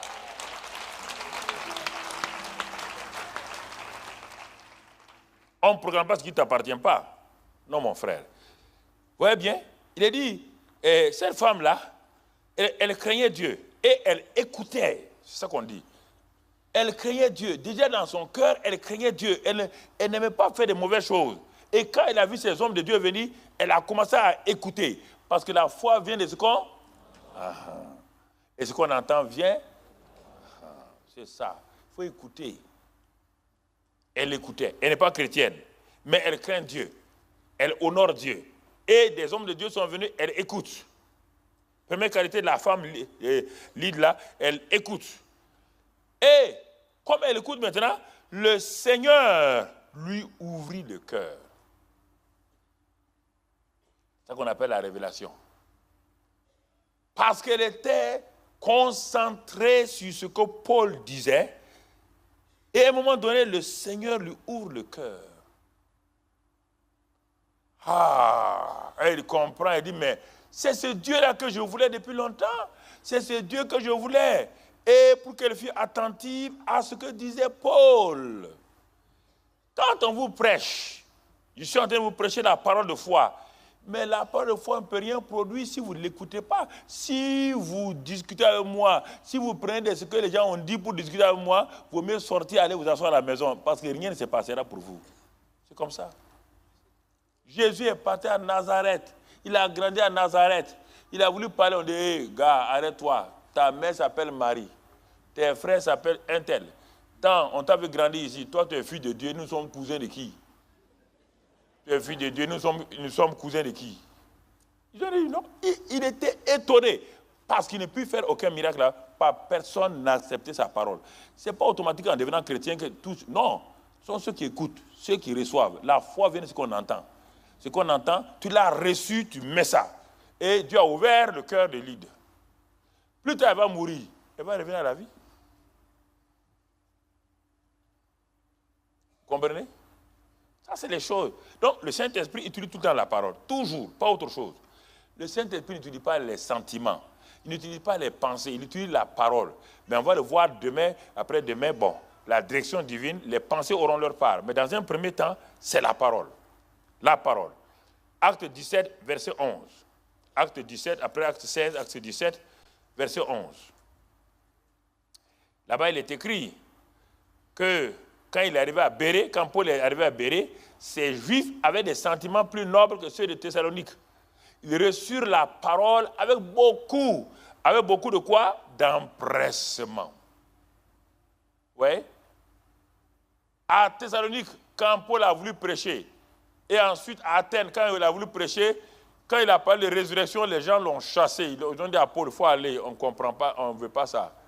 Mais à Bérée, les gens sont assis, ils ont pris leur Ancien Testament, et Paul a commencé à montrer que le Jésus de l'Ancien Testament, il n'y a pas de nom Jésus. Mais c'est lui qu'on appelle Ésaïe 7 là, Emmanuel là, la Vierge enfantera là, il s'appelle Jésus. Les Bérés ont dit, ah bon? Ah, il dit, non, ce n'est pas fini. Acte 9. Dieu puissant, conseiller, prenne la paix. Il a dit ça. Ils ont dit, ah, on dirait que le type a dit la vérité. Il dit, non, ce n'est pas fini. Acte 11. Les 7 esprits, les 7 notions de l'esprit, l'esprit de conseil, tout viendra sur lui. Il a vérifié à Jésus. Ils ont dit, ah, ok. Il dit, ce n'est pas fini, attendez. Ésaïe 61, le Saint-Esprit viendra sur lui. Ésaïe 53, voilà comment il va mourir à la croix du calvaire. Et voici comment il est mort à la croix du calvaire. Les Bérés ont dit, ah bon? Mais donc, ce qu'il dit ici, là, donc c'est Jésus le Messie. Il dit, attendez, Ésaïe 61, l'Esprit est sur moi. Il a montré tout. Les Béréens ont reçu, c'est ceux qui reçoivent la parole, comme je vous ai dit au départ. Ceux qui reçoivent la parole, là, ce sont eux qui sont libérés. Ce n'est pas ceux qui viennent simplement s'asseoir et commencer à discuter dans leurs pensées avec le pasteur. Ils ont reçu avec empressement et ils examinaient chaque jour les Écritures. Est-ce que tu examines les Écritures chaque jour? Est-ce que tu ouvres ta Bible chaque jour pour lire, pour regarder, pour examiner ce qu'on te dit chaque jour, les Écritures, pour voir si ce qu'on leur disait était exact. Les gens aiment discuter sans savoir ce qu'on leur a dit. Il y a des gens qui viennent me voir, pasteur, je vais prier pour moi. Je vous dis, il y a tel pasteur qui a prié pour moi, je n'ai pas été guéri. Tel autre pasteur a prié pour moi, je n'ai pas été guéri. Je ne serai pas le troisième pasteur qui va mettre sur ta liste. Jamais. Il faut aller ailleurs. Pas moi, je ne prie pas. Si déjà tu dis que tel pasteur a prié, si tu crois que c'est les pasteurs qui guérissent les gens, ne mets pas sur ta liste. Jésus a pris nos maladies. Ce n'est pas le pasteur Karambli qui a pris tes maladies. Il dit c'est par ses meurtrissures que nous sommes guéris. C'est sur ça. Ce n'est pas le pasteur Karambli qui guérit quelqu'un. Ne vous faites pas adorer pasteur comme des guérisseurs. Vous n'en êtes pas. Présentez Jésus le Sauveur. Quand vous avez fini, présentez-le maintenant comme le divin médecin. Ceux qui l'ont reçu comme Sauveur doivent le recevoir comme le divin médecin. Dites-leur de venir recevoir maintenant leur guérison par le divin médecin. Et maintenant, posez les mains. Ça, c'est l'acte, c'est ce qu'on appelle le point de contact. Posez les mains sur eux. S'ils ont reçu que Jésus est le divin médecin, vous posez l'acte, ça veut dire que vous posez un point de contact. En ce moment-là, le Saint-Esprit se transfère. La puissance de guérison vient en eux. Mais s'ils ne croient pas à ça, ils croient que c'est toi. Tu as beau prier, rien ne se passe. Parce qu'ils ne vont pas honorer Dieu. Les gens sont fâchés. Maintenant, le pasteur n'a pas prié pour moi. Je ne prierai pas parce que tu ne seras pas guéri. Ce n'est pas moi qui guéris les gens. Si je guérissais les gens, j'allais vider tous les hôpitaux de Paris. Les gens ne comprennent pas. Tu dois recevoir. C'est Jésus qui guérit. La femme était assise, elle a écouté. Les Béréens étaient assis, ils ont écouté. Ils ont reçu. Et en ce moment, le Saint-Esprit agit. Ah, les gens disent, ah, telle personne a tel don. Il a tel don. La Bible dit dans 1 Corinthiens 12 que le Saint-Esprit manifeste ses dons comme il veut. Il produit le vouloir et le faire comme il veut. Voici une femme qui vient d'arriver, une prostituée dans l'église, une prostituée. Elle est malade, elle a un cancer. On pose les mains, elle est guérie. Voici une femme qui a 20 ans dans l'église. Elle ne croit pas, elle est là, elle dit que bon, Dieu doit me guérir parce que tout le monde sait ici que c'est moi qui ai acheté les ventilateurs de l'église, c'est moi qui ai acheté les tapis de l'église. Dieu dit, bon, tu viens à la maison, il n'y a pas de tapis là-bas, tu montes à la maison. Et l'autre là, on dit, mais pourquoi la prostituée, elle a été guérie? Elle a été guérie parce qu'elle a cru Jésus. Toi, tu te bats sur tes œuvres. Tu te bats sur tes œuvres. Si on se base sur les œuvres là, personne, vous ne serez pas ici. Si on se base sur les œuvres, les Parisiens là, ils vont vous vider, vous mettre au dehors. Les riches vont venir s'asseoir ici, prendre tous ces plats, vous pouvez rentrer ici.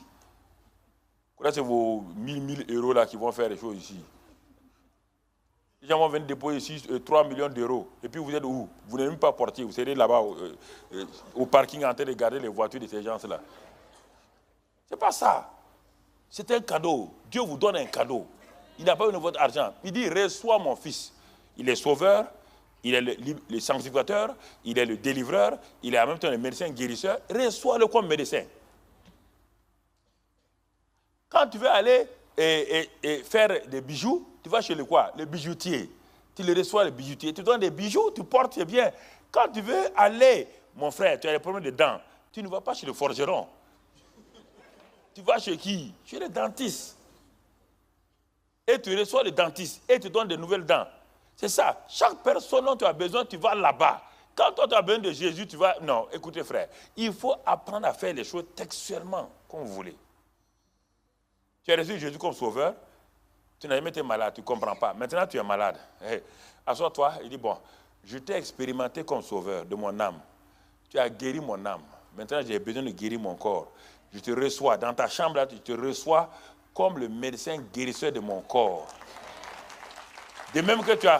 Vous ne comprenez pas. De même que tu as guéri mon âme, là, tu guéris mon corps maintenant. Père, merci, parce que Jésus a porté mes maladies. Je te reçois et je te rends grâce. On n'a pas dit automatiquement les symptômes vont disparaître, mais tu as déjà guéri. C'est ça qu'il faut faire. Un chrétien, c'est à la maison ce qu'il fait. C'est ce qu'il fait, frère. Alors, quand nous comprenons ces choses-là, vous voyez bien, ça c'est les faits divins. Rapidement, maintenant il me reste quelques 15 minutes, 20 minutes. Ta part humaine. Maintenant, on a vu les faits divins. Tout ce que je vous ai dit là, c'est ce que Dieu a fait. Dieu te demande seulement de croire. Crois ça. Maintenant, quelle est la part? La part que toi, tu dois faire. La part. Ta part. Là aussi, je reviens. Première chose, on a vu hier, Romains 8, 1 et 2. Tu dois te livrer comme un sacrifice vivant. Te livrer. Te livrer, ça veut dire quoi? Les gens disent comment? C'est livrer, c'est livrer. C'est livrer, c'est ouvrir ta bouche pour dire adieu. Pour dire adieu. Je ne savais pas que tu m'avais racheté. Maintenant, je me rends compte que tu m'as racheté. Je t'appartiens. Je me livre à toi comme un sacrifice vivant. Il faut le dire. C'est ce que la Bible dit là. Dis ça simplement. Ne te demande pas de dire autre chose. Il dit, livrez-vous à Dieu comme un sacrifice. Dis, prends ça, mets le jeu là-dedans. On dit, livrez-vous. C'est un ordre, c'est l'impératif. Je me livre. C'est ça que tu dois dire. Dans ta maison, là où tu es, je me livre comme un sacrifice vivant, Seigneur. Tu m'as demandé, tu as dit que tu m'as racheté. Je suis d'accord. Maintenant, moi, je me livre. Je me livre à toi comme un sacrifice vivant, saint, agréable à toi. Je ne comprends pas ce que ça veut dire. Mais tu m'as dit, livre-toi. Je me livre à toi. Laisse Dieu, il ne te dira pas pourquoi il te dit ça. Livre-toi toi-même. Et il me dit maintenant, désormais, ne te conforme plus, le verset 2, ne te conforme plus à ce monde-là. C'est-à-dire, ne prends pas les mesures de ce monde-là pour mesurer ta vie. N'évalue pas ta vie avec les maîtres, les litres de ce monde-là. Non, ne fais plus ça. Utilise les instruments de Dieu. Dieu a des instruments de mesure. Le monde a des instruments de mesure, le litre, le mètre et tout. Dieu aussi a des instruments de mesure. Prends ces instruments de mesure-là et évalue ta vie avec ça. Et tu vas voir, tu vas comprendre quelque chose. Tu vas comprendre le vouloir et le faire de Dieu. Et tu vas comprendre la volonté de Dieu dans ta vie. Deuxième chose. Donc, premièrement, Romains 8, 1, Romains 8, 2. Deuxième chose, Jean et Jude 20. Et Jude 20, verset 21. Bon, il y avait le psaume 32, mais on va aller vite. Jude 20, verset 21. Quand je commence à me livrer, Dieu me dit maintenant, Jude 20, 21, il dit, édifiez-vous vous-même sur votre très sainte foi par la prière en esprit. Voici un secret que la plupart d'entre vous, vous négligez.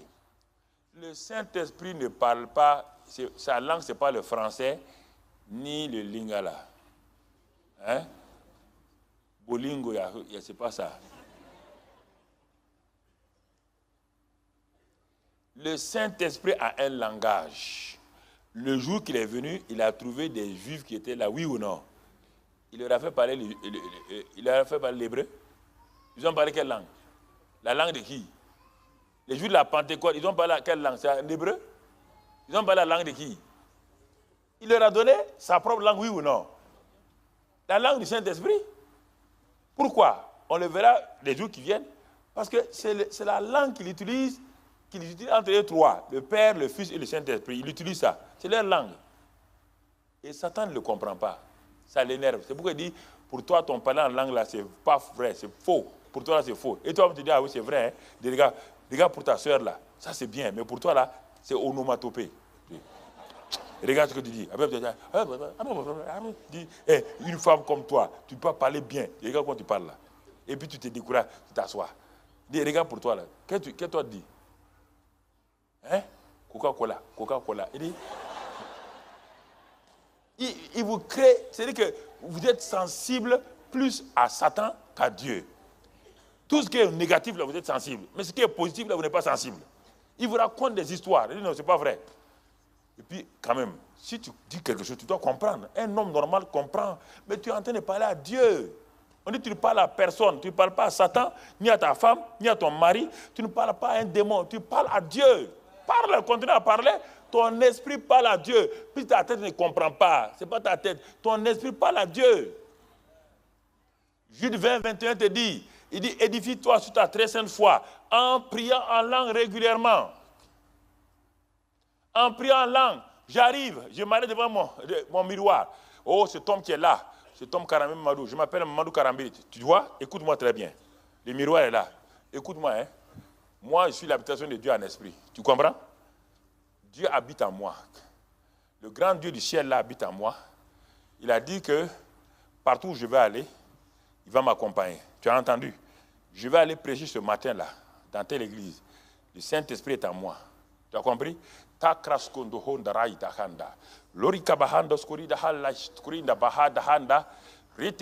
Écoute-moi encore. Je te dis, écoute-moi. Il a dit qu'il va manifester ses dons à travers moi. Tu entends? Tu m'entends? Tu m'entends? C'est à toi que je parle. Oui, oui, c'est toi. C'est toi. Tu m'entends? Rota kabrahando sukuri hambabahaida. Roto kobri, je parle à moi-même. C'est ça. Vous ne voulez pas croire à ça? Vous ne voulez pas croire? Vous ne voulez pas croire à ça? Vous voulez vous arrêter? Vous parlez en langue 1 minute, 2 minutes. Vous croyez que 1 minute, 2 minutes, c'est ça? C'est ça, mon ami? Lis la Bible. Le Romains 8, 14 dit que le Saint-Esprit, il commence à te conduire. Romains 8, 14, il dit quoi? Que ceux qui sont fils de Dieu, ils sont conduits. Quand tu parles en langue, quand tu as fini, tu as parlé en langue, 1 heure, 2 heures de temps, il commence à te conduire. Il commence à te révéler des choses. Mon ami, si tu ne crois pas, commence à faire ça 1 mois. Tu vas commencer à écrire des choses que tu n'as jamais entendues. Tu verras des choses se passer. Tu verras des choses se passer. C'est comme cela. Dans ta vie, hein, n'attends pas de grandes choses. Non, il va te dire aujourd'hui ne sors pas. Tu dis mais pourquoi je ne dois pas sortir? Tu as parlé en langue, il t'a parlé, reste tranquille. Tu comprends? Et il va commencer à se manifester. Mais fais attention à quelque chose. Fais attention à la parole de Dieu. Proverbe 4, note ça, on ne va pas le lire. Proverbe 4, verset 20-25. Proverbe 4, verset 20 à 25, il dit que ces paroles ne s'éloignent pas de tes yeux, mets-les devant toi tout le temps. Et que mets-les dans le fond de ton cœur. Fais attention, c'est la médecine pour quiconque le trouve. Ensuite, le psaume 119, verset 9. Psaume 119, verset 9.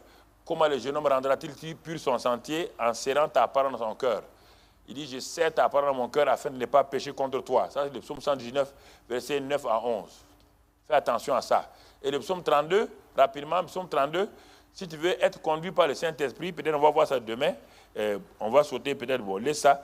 Et psaume 32, on peut aller au milieu du verset, je vais te montrer, mais le reste, le psaume 32, c'est le psaume que j'ai écrit, le premier livre que j'ai écrit à 20 ans. Bon, j'ai laissé les chrétiens écrire, c'était sur la direction divine. Le psaume 32, il dit, bon, verset 8, c'est le psaume de la direction divine. Quand tu as fait le premier verset jusqu'au verset 7, regarde ce que Dieu te répond. Dieu dit, je t'instruirai, premier verbe, je t'instruirai. Deuxième verbe, je te montrerai la voie que tu dois suivre.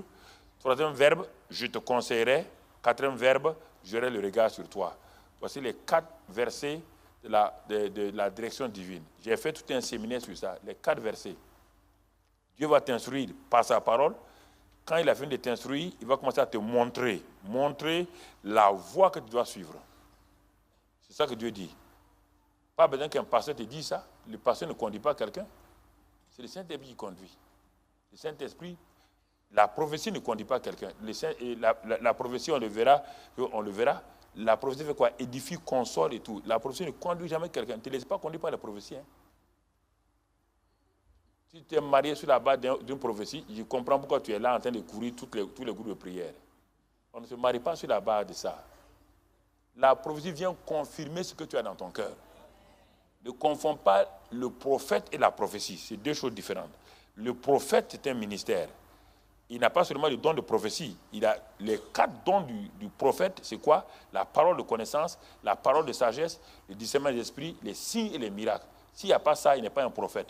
Le fait de consoler quelqu'un ne fait pas de faire un prophète. Tu peux prophétiser sans être prophète. Puisque la Bible dit, tous peuvent prophétiser. On n'a pas dit tous sont prophètes. Pourtant, on a dit tous ne sont pas prophètes. Vous laissez avoir pas des gens, on dit qu'il est prophète. Quand il regarde, lui, il est le prophète. Prophète d'où? Ah, mais hier, il m'a dit ça. C'est une parole de connaissance. Ce n'est pas une prophétie. Tu confonds les dons. Tu ne connais même pas les dons. Ah, mais hier, il m'a dit ça. Mais j'ai dit à plein de gens des choses. Ça s'est passé, mais je ne suis pas prophète. Ça, c'est la parole de connaissance. La parole de sagesse. Ce n'est pas la prophétie. La prophétie fait à 3 verbes. 1 Corinthiens 14, 2, va trouver là-bas. Tu vas trouver les 3 verbes là-bas. Tu confonds le prophète et le don de prophétie. Maintenant, il te dit ici, la direction divine, je t'instruirai, je te montrerai la voie que tu dois suivre, je te conseillerai, j'aurai le regard sur toi. J'aurai le regard sur toi. Regarde maintenant. Quand il t'a instruit, tu as dit oui, je suis d'accord. Ce que tu me dis là, c'est vrai, j'accepte. Maintenant, il est content. Il dit, je vais te montrer la voie à suivre. Maintenant, il ne va jamais te montrer la voie à suivre si tu refuses sa parole. Personne. Tu veux voir quelqu'un, montre-moi la voie à suivre. Et ce qu'il te dit, si tu refuses, il va te dire, monsieur, allez chercher quelqu'un d'autre. Je t'instruirai. Quand il a fini, je te montrerai la voie à suivre. Quand c'est fini, quand tu marches sur la voie à suivre, il te conseille, il te donne des conseils. Tourne à droite, va à gauche, arrête-toi, fais ça. Et 4e chose, maintenant il a son regard sur toi dans tout ce qu'il fait. Il te dit les choses. C'est comme cela que Dieu m'a dit construire une église de 3000 places en 3 mois. 3 mois, je l'ai fait sans argent. L'argent est venu. On n'a pas besoin. Regarde comment il a conduit les gens dans la Bible. Regarde-les. Regarde-les. Pourquoi vous ne voulez pas lire la Bible? Pourquoi vous vous précipitez uniquement? C'est pourquoi pendant des années, je n'ai pas voulu écrire des livres. Parce que je savais au commencement, là, n'était pas parfait. Si j'écrivais, j'allais tromper les gens. Dès que toi, tu es devenu un pasteur, tu écris un livre. Maintenant, dans 10 ans, la révélation que tu as contredit tout ce que tu as écrit. Maintenant, tu as peur d'écrire un nouveau livre pour qu'on ne dise pas que tu es menteur. Attends, ne te presse pas. À chaque année, j'ai une révélation approfondie qui ne contredit pas l'ancienne révélation, mais qui l'approfondit. Oui ou non? Je l'approfondis. Alors, c'est pourquoi j'ai voulu m'arrêter ce soir, parce que hier, c'était comme si j'étais venu entrer avec une mitraillette, je vous ai mitraillé posé. Donc, ce soir-là, écoute-moi, il y a des choses où c'est la fermeté. Il ne faut pas jouer. Il ne faut pas venir s'arrêter. Il ne faut pas je viens m'arrêter. Allez, frère, on va proclamer. Je sais que ça ne se passera pas. Je vais vous faire le plaisir, mais ça ne passera pas. Parce qu'il y a quelqu'un qui est en haut, qui est le commandant. Au moment où je parle, il tourne sa tête, il regarde ailleurs. Il dit, bon, comme il croit qu'il est quelqu'un, il n'a qu'à faire, laissez-le faire. Je ne peux rien faire. Mais il faut obéir à celui qui t'a ordonné. Il faut obéir. Lis la Bible, les Daniel, tous ont obéi, un à un. Les Rahab, ils ont obéi. Ils ont pratiqué, ils ont vu la chose. Il n'y a pas de court chemin pour le Saint-Esprit aujourd'hui. Tu comprends? Ça, c'est important. Avant de faire des points de prière, je vais te montrer tout juste une image qui va t'aider à aller de l'avant. Je vais te montrer une image pour que tu comprennes. Mon frère, ma soeur, il faut que tu saisisses certaines choses, que tu comprennes certaines vérités. Narta. Quelqu'un comprend ça? Je parle à quelqu'un. Narta. Voilà. Merci. On se comprend. À demi-mot, on se comprend. Regarde attentivement. Où est ce caméraman? Où il est parti? Il est en repos? Il y a un seul caméraman qui est loin là-bas. Bon, mais là, ils vont voir. Bon, ok. Peut-être ça va leur permettre de voir. Regarde ici. Ici, ça, c'est ton esprit. Bon, je prends pour colorer. Certains ont des esprits colorés. Si tu aimes ça, les femmes, prenons. Ça, c'est l'esprit des femmes. Ça, c'est coloré. Ça, c'est l'esprit des hommes sans couleur.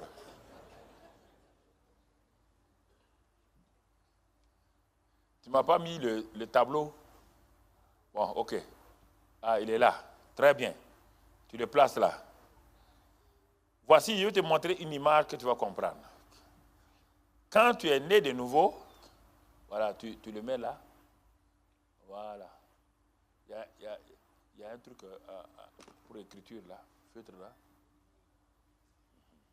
Voilà, merci.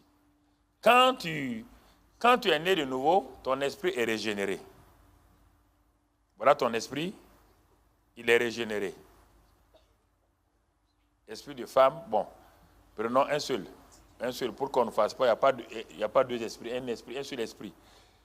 Ton esprit est régénéré, et quand ton esprit est régénéré, alors, il va faire quoi? Il va être un seul, Dieu veut qu'il soit un seul avec le Saint-Esprit. Vous voyez, le Saint-Esprit, lui, il est là.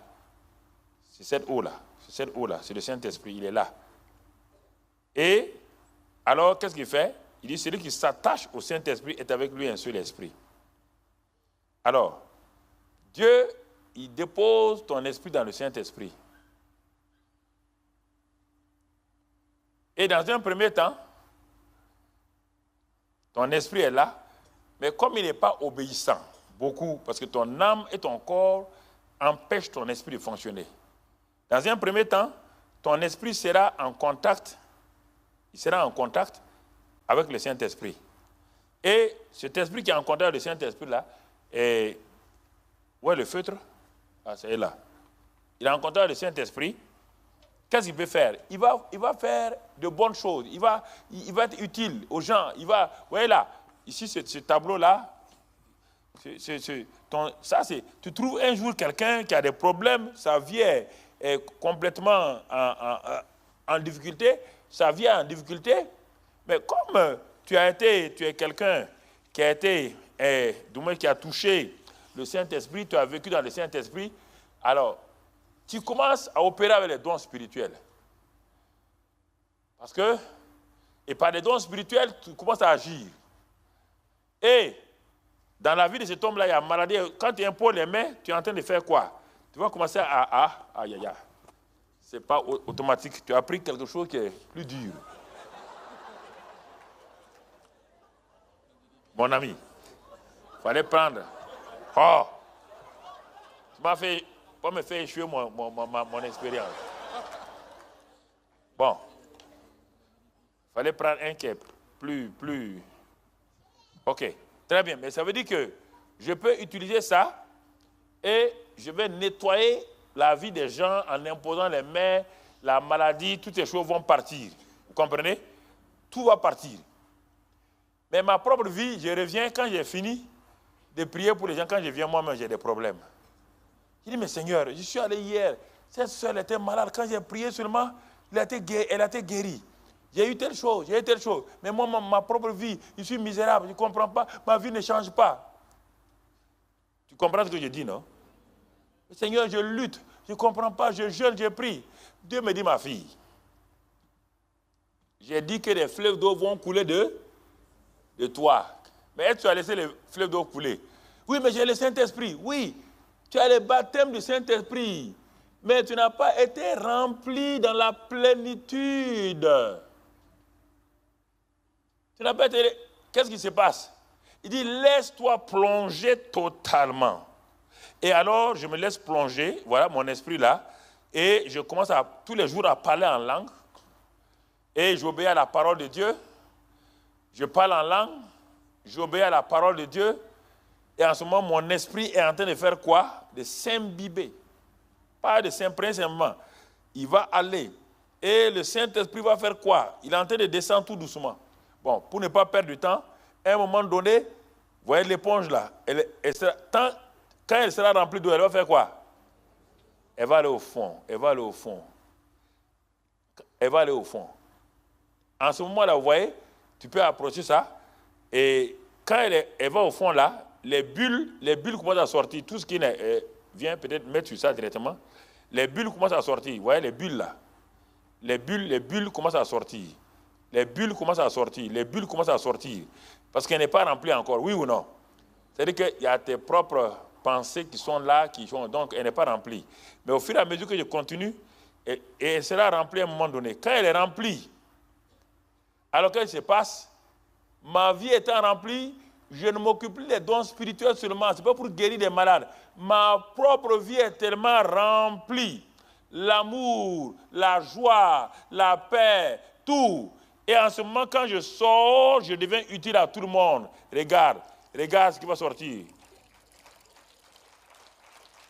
La vie divine coule de moi. La vie divine commence à couler. La vie divine commence à couler. La vie divine commence à couler.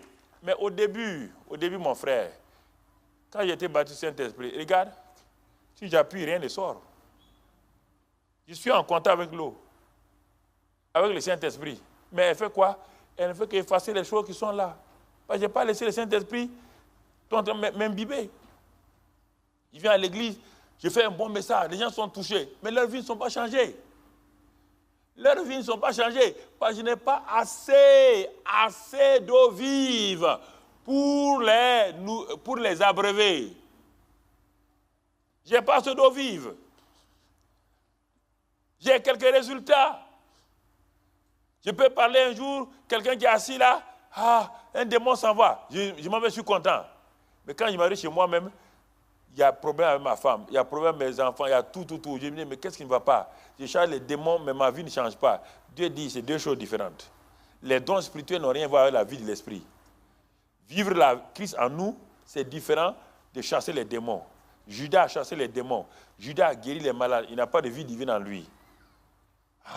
Mais Seigneur, je ne savais pas. Oui, c'est comme ça. Laisse-toi. Tu appartiens au Saint-Esprit. Laisse le Saint-Esprit. Prends Éphésiens 5. Prends les autres passages. Prie en langue. Prie en langue matin, midi, soir. Prie en langue, prie en langue, prie en langue. En ce moment, ma vie sera imprégnée. Et quand ma vie est imprégnée, en ce moment, je serai utile à tout le monde. Je suis utile à tout le monde. Quelqu'un vient, je n'ai pas besoin de parler longtemps, je regarde sa vie. Ce n'est pas les dons spirituels. Les dons spirituels, c'est le Saint-Esprit qui les fait. Mais ce qui est en moi ici, là, ça, c'est la vie de l'Esprit qui sort. Ça n'a rien à voir avec les dons spirituels.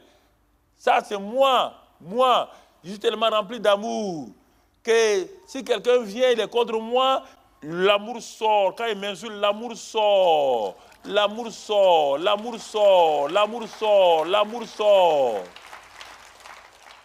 L'amour n'est pas un don du Saint-Esprit. C'est le Saint-Esprit qui commence ses dons. Mais le fruit de l'Esprit, c'est moi. Mon esprit est régénéré. Compris, le Saint-Esprit est content. Il dit, enfin, tu as compris, tu peux manifester l'amour. Tu peux pardonner. Mais si c'est les dons, c'est moi qui les fais.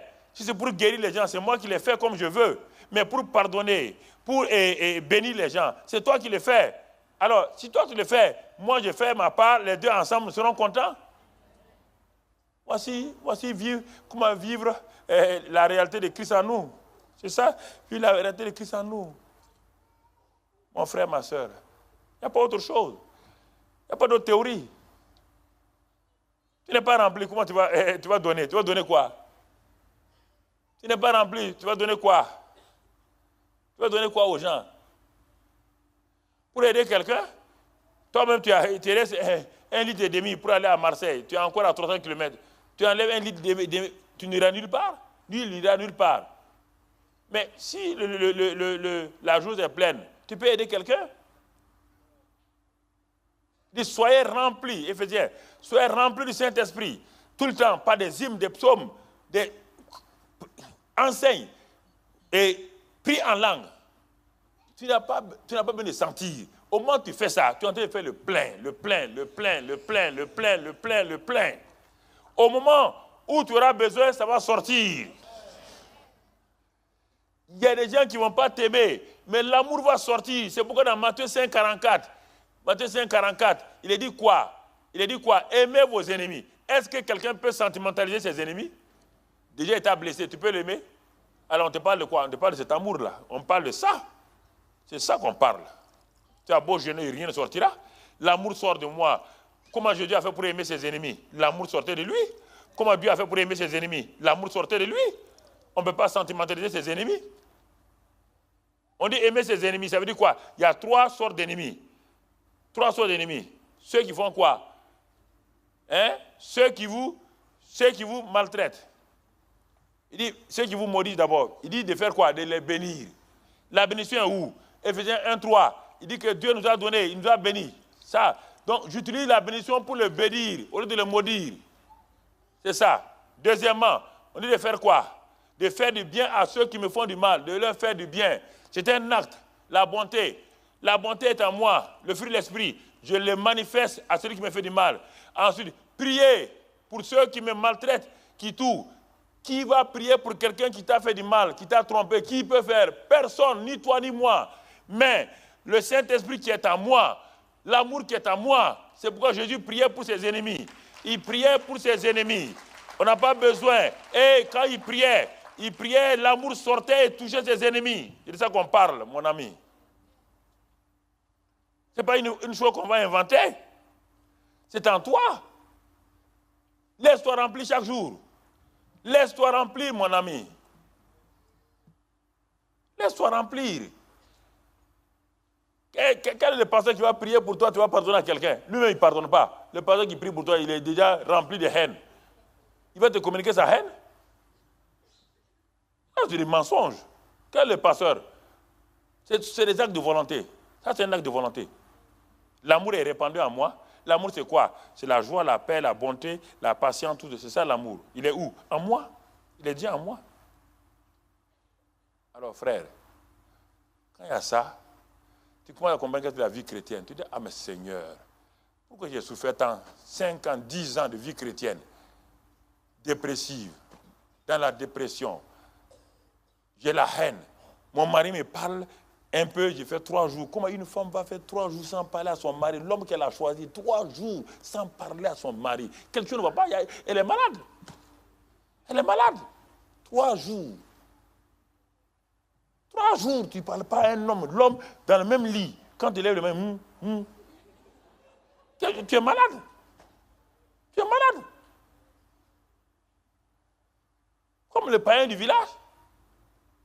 Comme la païenne du village. Et tu as l'amour en toi. Tu n'as pas compris. On élève quelqu'un dans l'assemblée. Tu ne veux pas saluer la personne. Parce qu'on l'a élevé simplement. Tu es malade. Je suis ouvert. Tout le monde doit travailler. Pourquoi je vais dans toutes les églises? Vous m'avez déjà vu. J'ai dit à mes gens, moi je ne suis pas du centre d'évangélisation. Hein? Moi j'ai fondé le centre d'évangélisation, mais je ne suis pas du centre, je suis du royaume des cieux.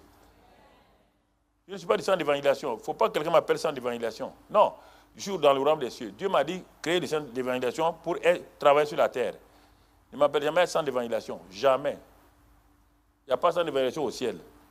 Il n'y a pas d'ICC au ciel. Il n'y a pas d'assemblée de Dieu au ciel. Il y a un seul royaume, le royaume des cieux. C'est ça que je fais. C'est pourquoi je m'en vais partout. Je m'en vais partout, les gens m'acceptent. Partout où je m'en vais. Dans le pas de Calais, en Bretagne, partout les catholiques. Des rassemblements de catholiques, les prêtres, les évêques, tout le monde. Quand je prêche, ils se mettent à genoux, ils reçoivent Jésus. C'est pas, ils sont guéris. Pourquoi ils font ça? Parce que je prêche là, je ne parle pas de religion. Les gens sont changés. Les gens sont changés. Vous avez peur d'aller, on dit d'aller à l'église catholique, vous avez peur, vous n'avez pas su de vous-même. Je ne peux pas prêcher Marie, il m'avait prêché Jésus. Et je leur parle. Non, ne te vante pas. Mais quand je leur parle de Marie, Marie est un exemple biblique. C'est la mère de Jésus, que tu veux, tu ne veux pas. Tu la hais, au ciel, tu vas avoir chaud. Elle est assise là-bas, elle t'attend. Tu n'as pas dit que tu es dès que tu chantes seulement, tu deviens extrémiste. On ne l'adore pas, on rien, mais quand même au ciel, elle est quelqu'un. Hein? La mère de Jésus, c'est ta tante, non?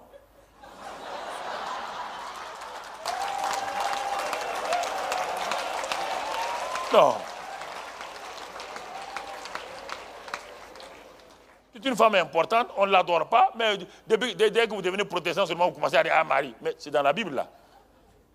On dit « Heureux celle qui a cru ». Dieu a jeté son regard. Il a mis son regard sur elle. Si quelqu'un a exagéré, n'exagère pas. Prends-la telle qu'elle est. Prends telle qu'elle est. Et va. Ça m'intéresse. Je ne suis pas étroit. Je refuse ça. Je refuse. Si Dieu m'a sorti de l'islam pour devenir chrétien, pourquoi je vais être étroit? Ah, il n'est pas de chez nous. Il n'est pas de ICC. Il n'est pas de centre d'évangélisation. Et après, toi, tu as la clé du royaume. Quand il dit, je vous donne les clés, la vraie clé, c'est avec lui. Quand il dit les clés, ça veut dire la manière d'opérer dans le royaume. Mais la clé qui ouvre, ferme, là, c'est lui. Il dit, moi je ferme, quand je ferme, personne ne peut. Est-ce qu'il a dit à toi? Il dit les clés, attention, hein. Il n'a pas dit, tu as donné la clé pour fermer et ouvrir. Tu ne peux pas. Il dit les clés. Alors, lève-toi, tu vas prier en langue. Commence à prier en langue. Pose ton bic, pose. Commence à prier en langue. Commence à prier en langue.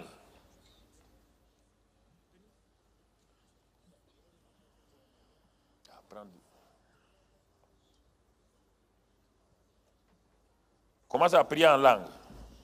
Non. Commence à prier en langue. Commence à prier en langue, mon frère. Tiens-toi debout, commence à prier en langue. Prie en langue, avec force. C'est pas bébé là. Prie en langue. Korabakandras korianda. Roto kobrika bababarakandos koridike brahanda. Rita kabrabakanduro sukribikim brabahandos korinda.